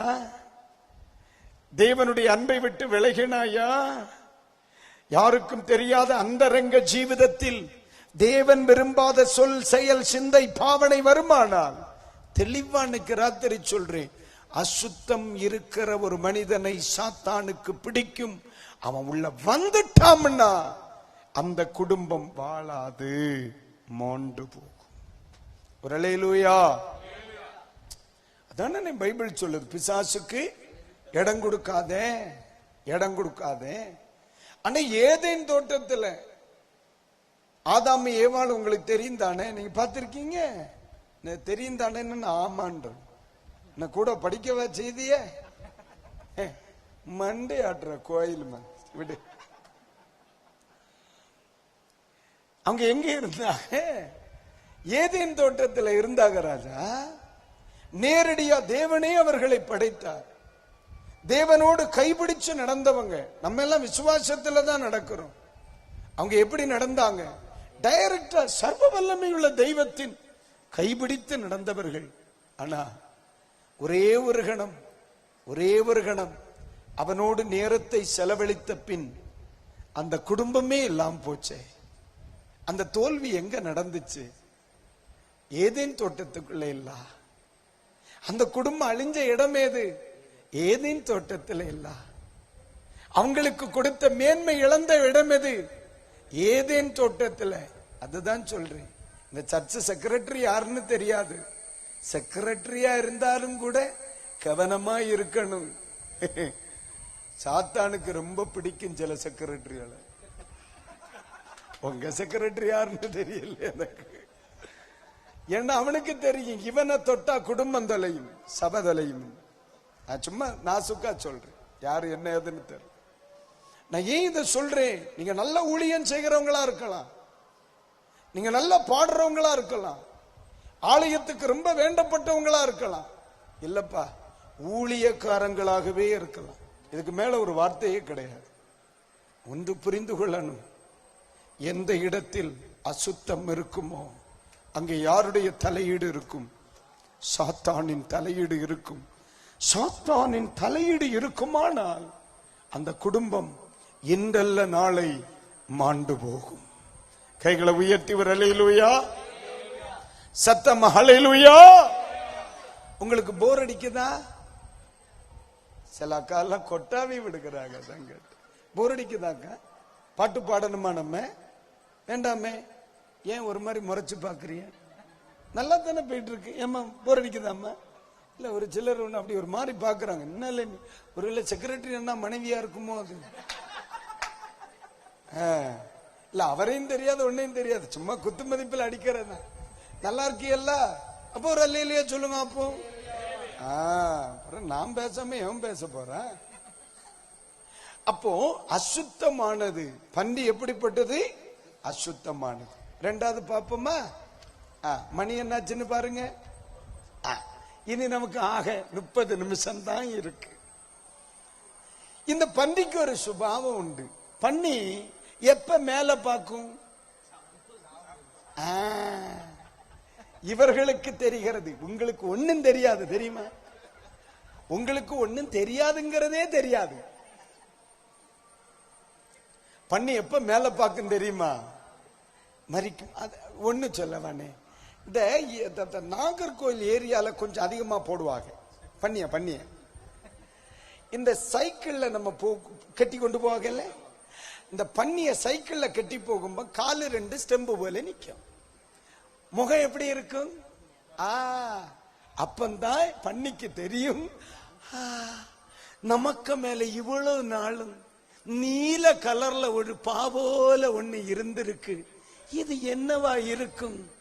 வீட்டுல போய் கேட்கணும்னு முடிவெடுக்கும். ஆனா அது வீட்டுக்கு போவாது. அது போறது கசாப்பு கிடைக்கும் இல்லையா? வீட்டுக்கு போக வாய்ப்பு கிடைக்காது. அப்ப பன்றியினுடைய சுபாவம் அதுக்கு மேல பார்த்து பழக்கம் இல்லை. அது என்னது? மேல பார்க்க. அது முழு எண்ணமும் கீழே கீழே. உலகம் உலகம், வீடு, சொத்து, பணம், நிலம், நன்மை, ஆசீர்வாதம், இப்படித்தான் ஓடும். ஒரு நாளும் ஒரு கன்வென்ஷன்ல ஒரு பாஸ்டர் பரலோகத்தை பார்த்து ஆராதிப்போம், அவன் தலைய கம்முகுட்டுக்குள்ளதான். இன்னைக்காவது ஒண்ணு வாயை திறந்து ஒண்ணு தெய்வமே என்ன பாருடா, அதுக்கு பண்ணி சொல்ல, சீ இது எனக்கு பழக்கம் இல்லை. அதனாலதான் பண்ணிய பிசாசுக்கு பிடிக்கும். இப்போ ஒரு அல்லேலூயா சொல்லுங்க. அப்போ இப்போ கேட்கட்டும், உங்களுக்கு போர் அடிக்கா? அப்படி என்ன அடிச்சா திருப்பி அடிக்கணும் நமக்கு. பைபிள் என்ன சொல்லுது பாருங்க. சங்கீதங்களின் புத்தகம் 121 சங்கீதம் 121 சங்கீதம் 1 வாக்கியத்தை படிங்க. எனக்கு ஒத்தாசை வரும் பர்வதங்களுக்கு நேராக என் கண்களை, எல்லாரும் இந்த வார்த்தையை சொல்லுங்க. இது தெய்வ மக்களுக்கு தெய்வம் கொடுத்த உபதேசம். எனக்கு, எல்லாரும் சேர்ந்து ஒத்தாசை வரும் பர்வதங்களுக்கு நேராக என் கண்களை. அடுத்த வார்த்தை என்ன சொல்லப்பட்டிருக்கிறது? வானத்தையும் பூமியையும் உண்டாக்கின கர்த்தரிடத்திலிருந்து எனக்கு ஒத்தாசை. எனக்கு ஒத்தாசை எங்கிருந்து வரும்? பைபிள் சொல்லுது, நீ உயர பார்க்க வேண்டிய மக்கள்.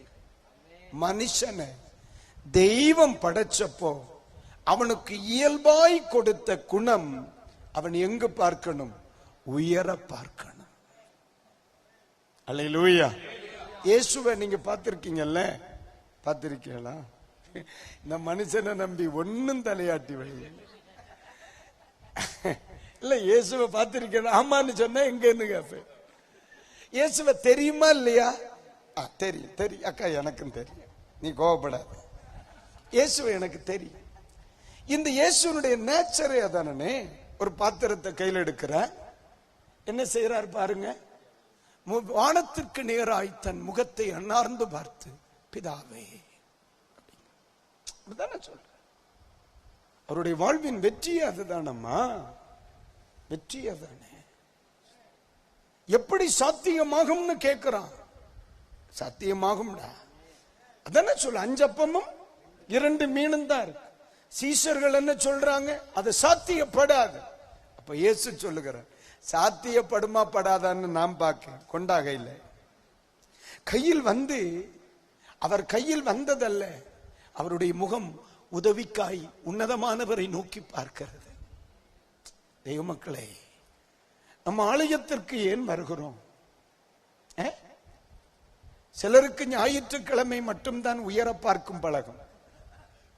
ஞாயிற்றுக்கிழமை வந்து சொல்லுவாங்க, அப்பா நான் உண்மை உடனே சொல்ல 6 நாள் பின்ன எவனை பார்க்க போனேன். ஞாயிற்றுக்கிழமை அவன மாதிரி ஒழுக்கம் இல்லவன் ஒருத்தனே இருக்க மாட்டான். ஆண்டவரோட சொல்ல எந்திரிச்சு போ, கொன்னே விடுவேன். இயேசுவிலிருந்து நான் கற்றுக்கொண்ட பழக்கம் என்னன்னே, அவர் உயர பார்த்து பழகினவர். அதனால தானே நாளைக்கு ஆண்டவர் அனுமதித்தால் இயேசுவின் ஜெயத்தை குறித்து பேசுறேன். இந்த 3 நாட்கள் முடியும் பொழுது நம்ம வாழ்க்கை மாறணும். இயேசு அசாத்தியமானதெல்லாம் சாத்தியமாக்கிட்டார்ல. திராட்சரசம், தண்ணீர், திராட்சரசம், 5 அப்ப 2 மீன், 5000 புருஷர்கள், எவ்வளவு மகிமை! இதுக்கெல்லாம் ஒரே காரணம், அவர் பன்றியை போல் இல்லை. அவருடைய கண்கள் எங்க இருந்துச்சு? உயர பார்க்க தவறவில்லை. என் அன்பு பரிசுத்த தெய்வ மக்களுக்காய் சொல்லுகிறேன், நீங்களும் நானும் அப்படி இருக்க கூடாது. இல்லை என்று நம்புகிறேன். ஒரு அல்லேலூயா சொல்லலாமா? இருந்திருந்தால் இன்று ராத்திரி நீங்கள் வந்திருக்க மாட்டீர்கள். ஆமா, டிவியை ஓபன் பண்ணி வச்சுட்டு இப்படி எல்லாம் இருந்திருக்க வீட்டுல. ஆனா இன்னைக்கு தேவ சமூகத்துக்கு முன்னால நிக்கிறீங்களே, அப்ப உங்களை நினைச்ச நான் ரொம்ப பெருமைப்படுறேன். உங்க பக்கத்தில் இருக்கிற கையை பிடிச்சு சொல்லுங்க, உங்களை பார்த்ததுல ரொம்ப சந்தோஷம், உங்களை பார்த்ததுல ரொம்ப சந்தோஷம். இன்னும் கொஞ்சம் சொல்லணும், நீ பண்ணியா இல்லாததற்காக நான் கர்த்தரை ஸ்தோத்திரிக்கிறேன். ஏன் நீ வந்தால அப்படிதானே யோசிக்கணுமா இல்லையா? உயர பார்க்கணும். என் கண்களை ஒத்தாசி வரும் பர்வதங்களுக்கு நேராய் என் கண்களை ஒன்னு சொல்றேம்மா, காலையில எல்லா வேலை செய்வதற்கு முன்னால எந்திரிச்சு முழங்கால் படியிட்டு வானத்தை எதிரும் நோக்கி பார்க்கிற ஒரு குடும்பத்துக்குள்ள பிசாச போவன்னு சொல்லு, அவன் சொல்லுவா இந்த வீட்டுக்குள்ள எனக்கு பாச்சா வலிக்காதுன்னு. ஏன் தெரியுமா? அந்த வீட்டுல 2 பேர் காலையில எழும்பி மேல பாக்குறவன் இருக்காடு, மேல பாக்குறவன் இருக்கான். காலையில 5 மணிக்கு எழும்பி, நம்ம சபையில காலை ஜபம் இருக்குமோ? எத்தனை மணிக்கு ஐயா? 5 மணிக்கு. இந்த சபைக்கான ஆண்டவருக்கு நன்றி சொல்றேன். சத்துரு சொல்லுவோம், இந்த குடும்பத்தை அழிச்சிருவோம். பிசாசு சொல்ல முடியாது. ஏன் தெரியுமா? அங்க கொஞ்சம் பேர் இருக்கான், காலையில எந்த வேலை செய்வதற்கு முன்னையும் உயர பார்க்கிற கொஞ்சம் தெய்வ மக்கள் உண்டு. உயர பார்க்கிற கொஞ்சம் தெய்வ மக்கள் உண்டு. அந்த தேசத்துல உயர பார்க்கிற சில தெய்வ மக்கள் உண்டு. சகோதரா, நம்ம வீடுகளில் ராத்திரி பகலா படிப்பு இருக்கோ இல்லையோ, தெய்வமே தெய்வமேன்னு கூப்பிடுகிற சில நபர்களை தெய்வம் நம்ம வீட்டுக்குள்ள வச்சிருக்கார் தெரியுமா? அவைகளெல்லாம் நமக்கு ஜீவனாக்கும் சகோதரா, அதெல்லாம் ஜீவன். சில சகோதரமார்களுடைய மிடுக்கு கொண்டல்ல சிலரெல்லாம் வீட்டுல வந்து சேருகிறது, சிலருடைய திறமையினால அல்ல. இதுவரைக்கும் உன்னுடைய குடும்பம் நாசமா போவாத்தது. உன் வீட்டுக்குள்ள தெய்வத்தை தேடுகிற, பைபிளை எடுத்து கையில வச்சுட்டு தெய்வ சமூகத்துல உயர பார்க்கிற சில தெய்வ மக்கள் உண்டு. அதனாலே ஆக்கும் இதுவரைக்கும் உன்னுடைய குடும்பம் அழியாத்தது. சில நேரங்களில் சொல்ல, என்னைக்கும் கோயிலுக்கு போகணுமோ? போகணும்.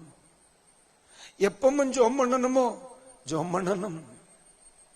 சில குடும்பங்கள் சத்துரு தாண்டவம் ஆடாததற்கு காரணமே காலையிலும் சாயந்தரத்திலையும் தெய்வமே தெய்வமே என்ன கூப்பிடுவதாக்கும். தெய்வ மக்களே, இந்த பாக்கியத்தை ஒரு காலம் விடப்படாது. இந்த அனுபவத்தை ஒரு நாளும் விடப்படாது. விட்டா அவன் பண்ணிக்குள்ள போனது நம்ம வீட்டுக்குள்ள வந்துடும். பன்றி உயர பார்க்காது. யார் உயர பார்க்கவில்லையோ அவர்களை பிசாசுக்கு பிடிக்கும். கொஞ்சம் கைமிட்டு குறைச்சு, அவர்களை பிசாசுக்கு பிடிக்கும். பிடிக்கும். ஒரு அல்லேலூயா சொல்லுங்க.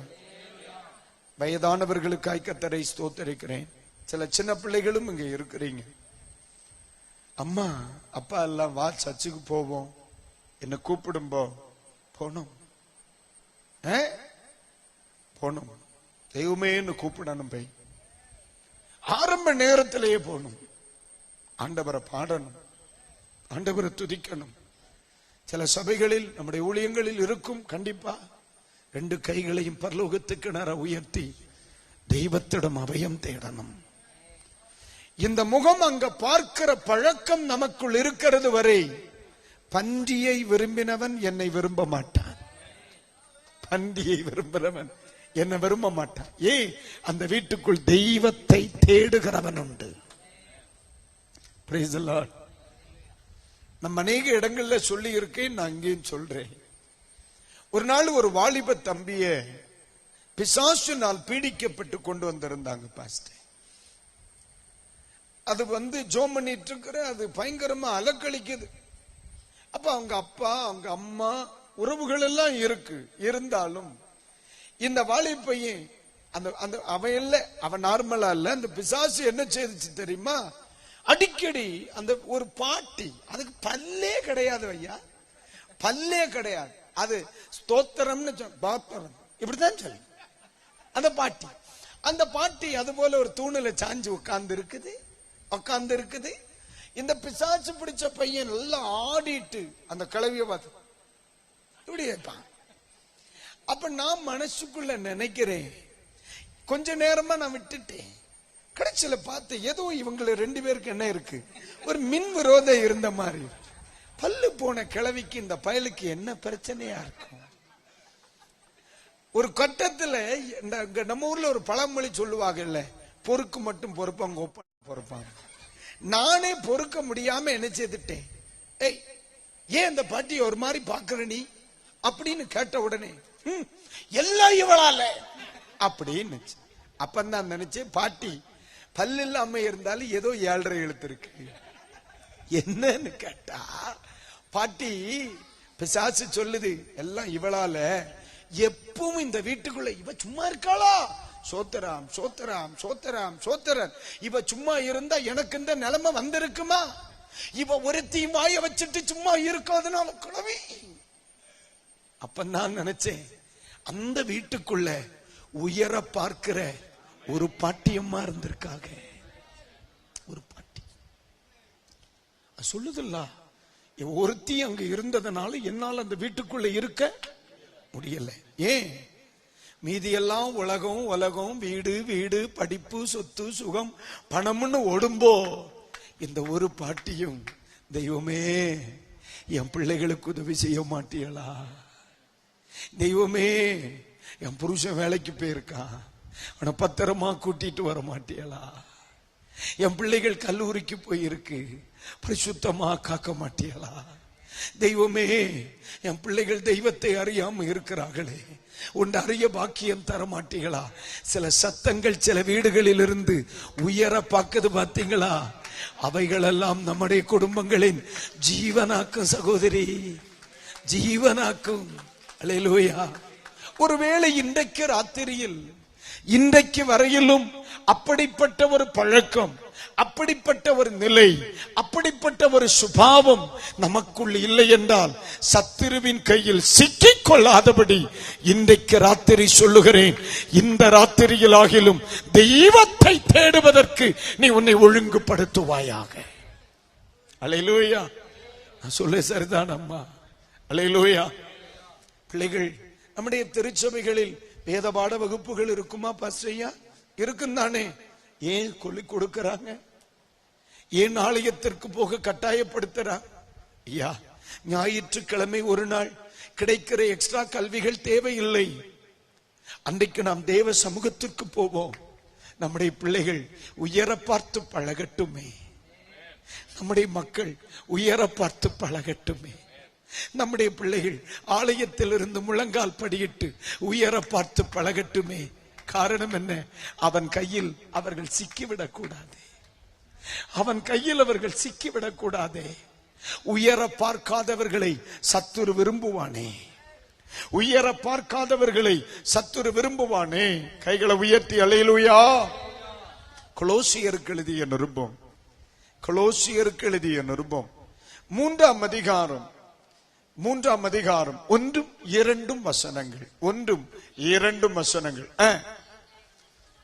நீங்கள் கிறிஸ்துவுடனே கூட எழுந்தது உண்டானால் கிறிஸ்து தேவனுடைய வலது பாரிசத்திலே வீற்றிருக்கும் இடத்தில் உள்ள மேலானவைகளை தேடுங்கள். பூமியில் உள்ளவைகளை அல்ல, மேலானவைகளையே நாடுங்கள். அல்லேலூயா சொல்லுங்க. ஏன்? அவன் கையில் சிக்காதிருக்க. அல்லேலூயா. இன்னைக்கு கிறிஸ்தவ ஆலயங்களில் இடைப்பட்ட ஆராதனைகளுக்கு ஆட்கள் இல்லை. இரவு நேர கூடுகைகளுக்கு இல்லை. உபவாச கூடுகைகளின் எண்ணிக்கைகளும் நாட்களும் குறைகிறது. எல்லா வாரங்களிலும் உபவாசித்து ஜெபித்த சபைகளில் இன்றைக்கு மாதாந்திர உபவாச கூட்டங்கள் வந்துவிட்டன. காரணம் என்ன? மக்களுக்கு இன்றைக்கு தெய்வ சமூகத்தை தேடுவதற்கான நேரமும் இல்லை. அவசியமில்லாத நிலையில் மனிதன் பயணிக்க ஆரம்பிக்கிறார். எங்கேயோ தவறு நடக்கிறது, எங்கேயோ தவறு நடக்கிறது. அகப்பட்டு போகும் குடும்பங்கள், அகப்பட்டு போகும். உண்மையிலேயே நம்முடைய திருச்சபைகளில் ஆராதனைகளுக்கு நீங்கள் வரவில்லை என்றால் ஏன் வரவில்லை என்று கேட்கத்தக்க ஒரு குருவானவர் உங்களுக்கு இருப்பாரானால், நேற்று இரவிலே ஒரு இடத்தில் பிரசங்கித்தேன், அவர்கள் நமக்கு வேலி என்று. காரணம் என்ன?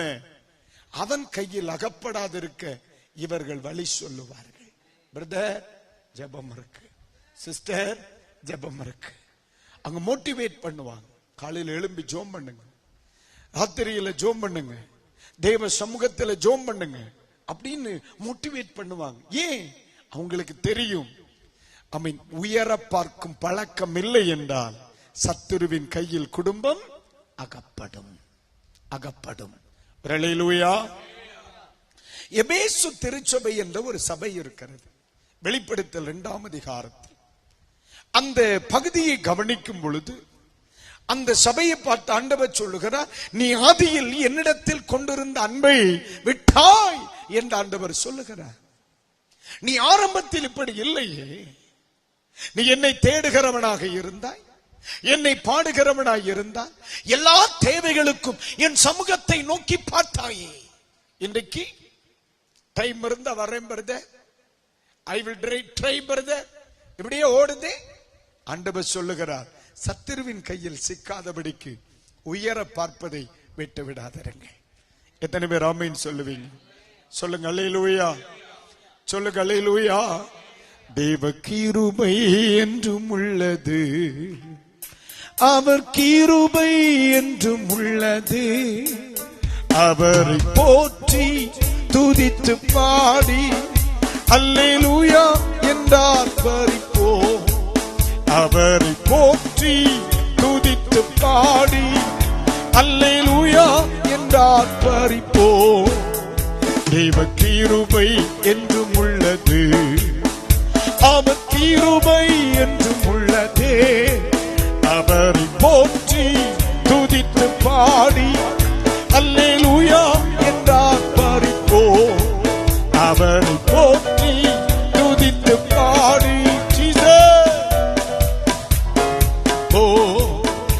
இருள் போன்ற கஷ்டங்கள் வந்து மாறினில் அவர் என் பாதையில் ஒளியா. இருள் போன்ற கஷ்டங்கள் வந்து மாறினில் அவர் என் பாதையில் ஒளியா.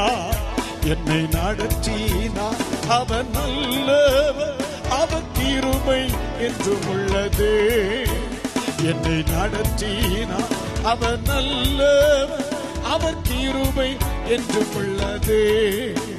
தேவ கிருபை என்றும் உள்ள. எல்லாரும் சேர்ந்து அவர் கிருபை என்றும் உள்ளதே. அவர் போற்றி துதித்து பாடி அல்லேலூயா என்றார் பறிப்போம்.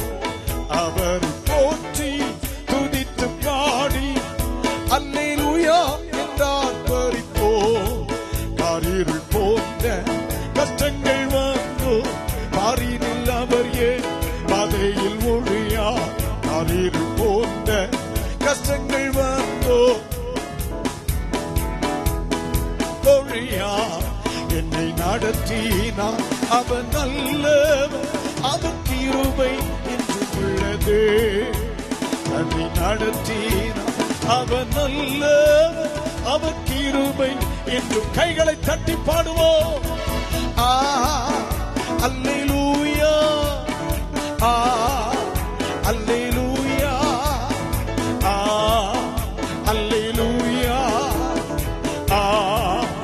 அல்லேலூயா, அல்லேலூயா, அல்லேலூயா, அல்லேலூயா, அல்லேலூயா, அல்லேலூயா, அல்லேலூயா, அல்லேலூயா, அல்லேலூயா, அல்லேலூயா, அல்லேலூயா, அல்லேலூயா, அல்லேலூயா, அல்லேலூயா. தேங்க்யூ.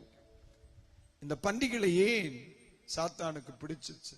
ஒன்று, அவைகள் அசுத்தமானது, அசுத்தத்தை விரும்பக்கூடியது. இரண்டாவதாக, அவைகளுக்கு மேலே பார்க்கிற பழக்கம் இல்லை. ஆண்டவரை தேடாத எவனொருவன் தேவனை தேடுவதில் கவனம் செலுத்தவில்லையோ அவன் சீக்கிரமாய் சத்துருவின் கையில் அகப்பட்டு விடுவான். சீக்கிரமாய், சீக்கிரமாய். அதனாலதான் நீங்க புரியணும், ஒரு குடும்பத்தை சத்துரு அழிக்கணும்னு மனசுல நினைச்சிட்டான்னா முதல்ல அவன் பிளான் பண்றது அவனை பிஸியாக்கி தேவனை விட்டு விலக்குவான். ஏன்னா அவனுக்கு தெரியும், ஆண்டவரை தேட அவன் குறைத்து கொண்டால் ஈசா அவன் அடிச்சிடலாம். உயரத்திற்கும் அவனுக்கும் இடையில் உறவு இருக்குமானால் அவனை சீக்கிரமாய் மேற்கொள்ள முடியாது. அதான் பைபிள் சொல்லுது, முப்பிரி நூல் சீக்கிரம் அறாது. அறாதுன்னு சொல்லல, சீக்கிரம் அறாதுன்னு சொல்லுது. அந்த மூன்றாம் நபர் தான் கர்த்தர். அந்த மூன்றாம் அதிகமா நீங்க இத கல்யாணத்துல தான் கேட்பீங்க இல்ல? கணவன் மனைவி, ஒரு பிரி கணவன், இன்னொரு பிரி மனைவி, மூணாவது பிரி தெய்வம் அப்படின்னு கோட்பாங்க. அது சீக்கிரமா ஆறாது. ஒரு குடும்பம் ஆண்டவருடைய துணை, ஆண்டவரை தேடும் அனுபவம் இன்று இரவில் தேவன் கிருபை தருவாராக. கைகளை உயர்த்தி ஒரு அல்லேலூயா சொல்லுங்க. இரண்டாவது, இது உயர பார்க்காது, அது மாற எங்க பார்க்கும்? பூமிக்குரியவைகளின் மேல் நாட்டம். ஒரு வசனம் படிங்க. ஆமென். 1 யோவான் 4ஆம் அதிகாரம், 1 யோவான் 4ஆம் அதிகாரம் அதனுடைய 5வது வசனத்தை ஒன்று படிங்க பார்க்கலாம். யாருமா? அவர்கள் உலகத்துக்கு உரியவர்கள் ஆகையா உலகத்துக்கு உரியவைகளை பேசுகிறார்கள், உலகமும் அவர்களுக்கு செவி கொடுக்கும். ஒரு அல்லேலூயா. நல்லா கவனிக்கணும். உலகத்துக்குரியவைகள்.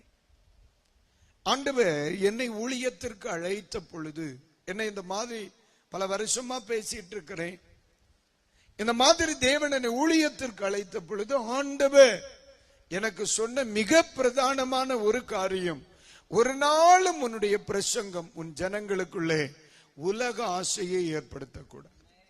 இது ஆண்டவர் எனக்கு கொடுத்த பெரிய வார்த்தை.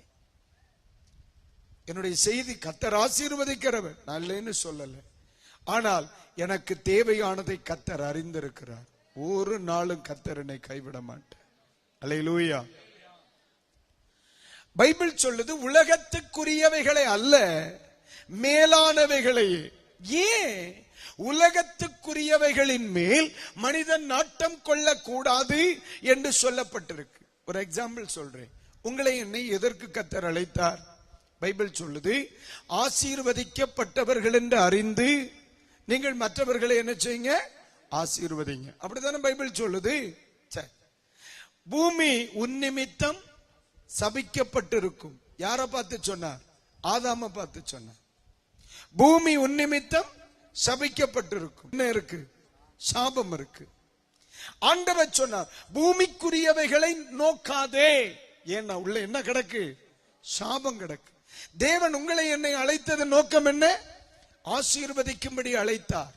அப்ப பைபிள் சொல்லுது, தெய்வ பிள்ளைகள் புரியணும், உள்ள சாபம் கிடக்கு. பூமியின் மேல் உன்னுடைய கவனத்தை வைக்காதே. உன் தேவைகளை கர்த்தரிடத்தில் சொல், கர்த்தர் சந்திப்பார். ஆனால் உன்னுடைய இருதயம் அவைகளின் மேல் பற்றுதலாய் இருக்கக்கூடாது. அல்லேலூயா, அல்லேலூயா. இன்னைக்கு சாதாரணமான பிரசங்கங்கள் பலதும் உலக ஆசீர்வாதங்களுக்கு நேராய் மனிதர்களை நடத்தத்தக்கவைகளாகவே பேசப்படுகிறதை குறித்து வருத்தப்படுகிறேன். உனக்கு என்ன தேவை என்பதை கர்த்தர் என்ன செய்திருக்கிறார்? அறிந்திருக்கிறார். அப்படிதான் பைபிள் சொல்லுது. என்னுடைய கடன் மாறும், பிரச்சனைகள் மாறும், ஆனால் என்னுடைய நோக்கம், என்னுடைய எதிர்பார்ப்பு அவைகள் அல்ல. அதுதானே மார்த்தாளை பார்த்து சொல்றார், நீ அநேக காரியங்களை குறித்து என்ன செய்கிற? கவலைப்படுகிறாய், தேவையானது ஒன்றுதான். அப்ப மற்றவைகள் தேவையில்லாதவைகள் என்று சொல்லுகிறார். அப்ப நீங்க கேட்கலாம், வாழ்க்கை தேவையில்லையா? சமாதானம் தேவையில்லையா? சுகம் தேவையில்லை? ஒரு மனிதன் ஆண்டவர் விரும்புகிற அளவிற்கு அவன் வரும் பொழுது அவனுக்கு தேவையானதை கர்த்தர் தானாகவே கொடுக்கிறார். அல்லேலூயா சொல்லுங்க. ஆண்டவர் நடத்துவாருமா. அல்லேலூயா. என்னுடைய ஒரு விசுவாசம் சொல்லவா, மனிதனை ஆண்டவர் இந்த உலகத்துல படைத்தார்ல, படைத்து மனுஷனை வச்சுட்டு அப்புறமா அவனுக்கு தேவையானதை படைச்சார் இல்லையே. அவனுக்கு தேவையான எல்லாவற்றையும் படைத்த பின்புதான் தெய்வம் மனுஷனை படைச்சான்.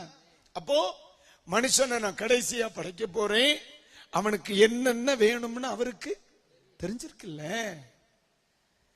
நானா நீங்களா இருந்தா, உங்களை எனக்கு தெரியல, ஒரு மாதிரிதான் பாக்குறீங்க. நானா இருந்தா மனுஷனை படைச்சிட்டு உனக்கு என்ன வேணும்? ஏத்தம்பளமா? ஏத்தம்பளம் உண்டாக்குறது. உனக்கு என்ன சோப்பா? செம்பு, அதுக்கு பேர் இன்னொன்னு என்ன? செந்தில்வ உண்டாக்குறது. இப்படித்தான் நம்ம படிச்சிருப்போம். ரப்பர் உண்டாவதாக, கமுகு உண்டாவதாக. உனக்கு என்ன வேணும்? காளவண்டியா? காளவண்டி உண்டாவதாக. இப்படிதான் நம்ம படிச்சிருப்போம்.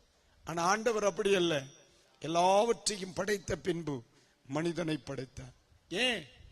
எனக்கு ஒரு வாழ்க்கை, எனக்கு ஒரு குடும்பம், எனக்கு ஒரு ஊழியம், எனக்கு ஒரு ஜீவியம் இந்த பூமியில தெய்வம் தருவதற்கு முன்னே எனக்கு என்ன தேவையோ அவைகளை கர்த்தர் அறிந்திருக்கிறார். எத்தனை பேர் அல்லேலூயா சொல்லுங்க? அல்லேலூயா. அதனாலதான் சொன்னார். ஏன்? யார் சீக்கிரமாகப்படுவான் தெரியுமா? பூமியின் மேல் நாட்டம் உள்ளவன், உலகத்தின் மேல் நாட்டம் உள்ளவன். பணம் பணம் பணம் பணம் பணம் அட்டக்கன் அடிச்சான், சத்துருவனை சிக்க வைத்துக் கொடுவான்.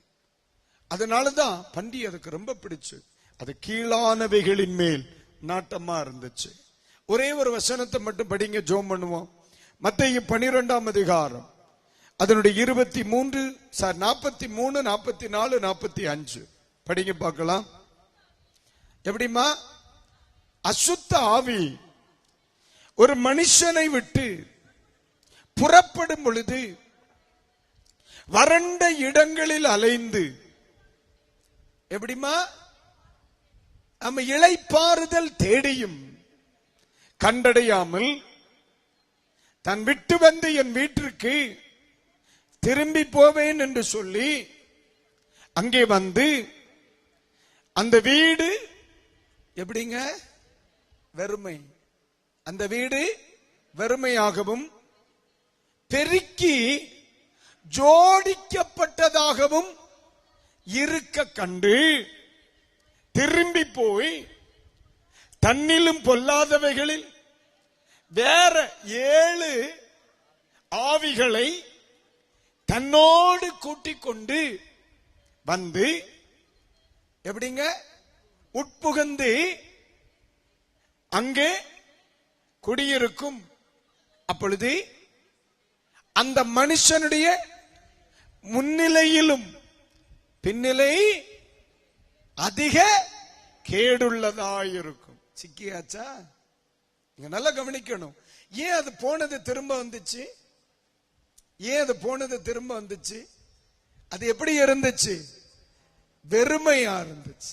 வெறுமையா இருந்துச்சு. அப்போ ஒரு நாள் நம்முடைய தனிநபர் வாழ்க்கை வெறுமையா இருக்கக்கூடாது. அப்ப உள்ள என்ன இருக்கணும்? இயேசு இருக்கணும். உள்ள யார் இருக்கணும்? இயேசு இருக்கணும். உள்ள ரட்சிப்பு இருக்கணும். உள்ள அபிஷேகம் இருக்கணும். உள்ள தெய்வ கிருபை இருக்கணும்.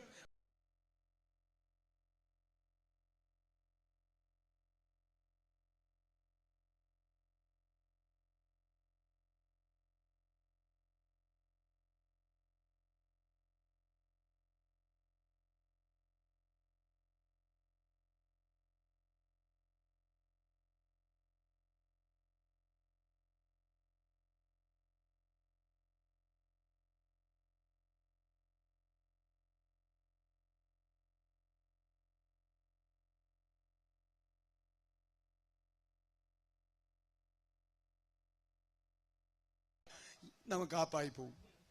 அது போயிரும். உள்ள ஜெபம் இருக்குல்ல,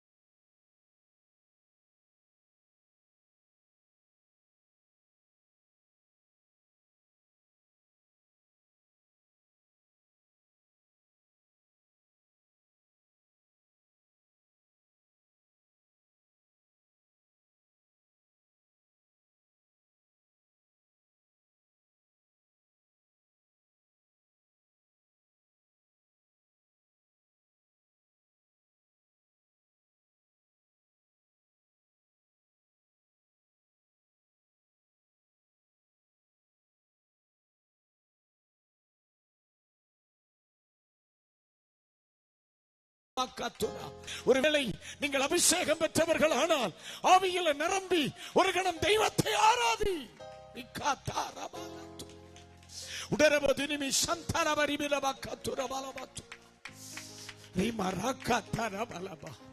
பரிசுத்தத்தை விரும்புறவன் நான், தேவனை தேடுகிறவன். நான் வெறுமையா இல்ல பிரதர், இயேசு என் கூட இருக்கிறார், தேவ கிருபை என் கூட இருக்கிறது, அபிஷேகம் என் கூட இருக்கிறது.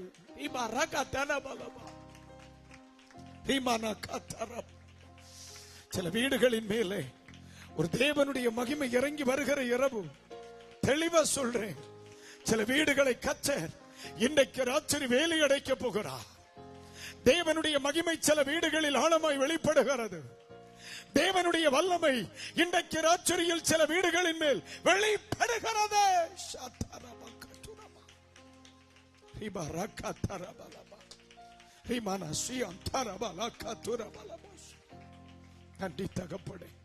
சகோதரி, ஒருவேளை ஜப அனுபவங்கள் கடந்த நாட்களை விட மங்கி போயிற்றா?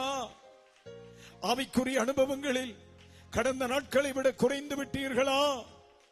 உலகத்தை நாடுகிற நிலை ஒருவேளை வாழ்க்கையில் வந்ததா? இன்றைக்கு ராத்திரி வேளையில ஒரே ஒரு நிமிஷம் ஆண்டவருக்கு உங்களை ஒப்பு கொடுக்க முடியுமா?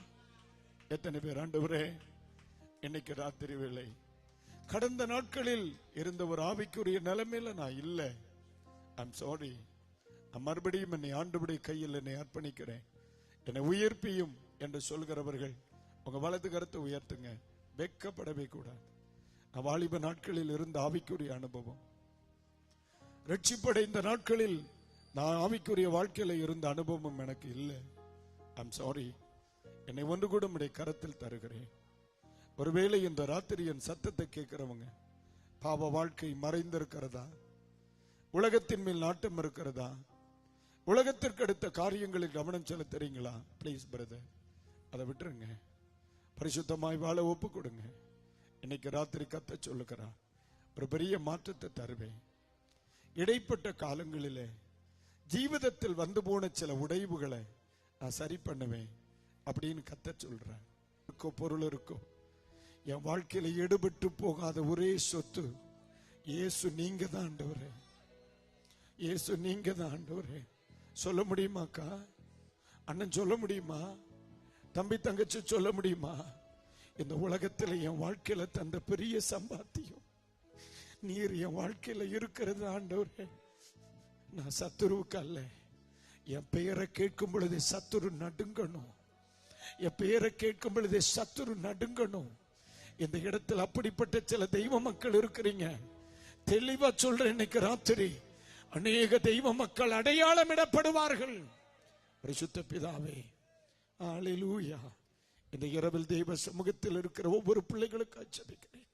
தங்களை தெய்வ சமூகத்தில் அர்ப்பணித்த ஒவ்வொரு பிள்ளைகளின் மேலும் தெய்வ கிருபை அதிகமாக இருக்கும்படி ஜெபிக்கிறேன். இன்னைக்கு ராத்திரி சமாதானத்தோடு அனுப்பும். எல்லாரும் சொல்லுங்க, சமாதானத்தோடு அனுப்பும். சத்தம் உயரட்டும், சமாதானத்தோடு அனுப்பும். இயேசுவின் நாமத்தினால் அந்த பிள்ளைகளை விடுதலையாக்கி ஜெபிக்கிறேன். ஜெயம் தாரும் நல்ல பிதாவே. கைகளை தட்டி ஆண்டவருக்கு ஒரு நன்றி சொல்லி இருங்க பார்க்கலாம். அநேக வீடுகளுக்குள்ளே மாற்றம் வரும். இந்த பரிசுத்த ஆவியானவர் சொல்லுகிறார். தேங்க்யூ.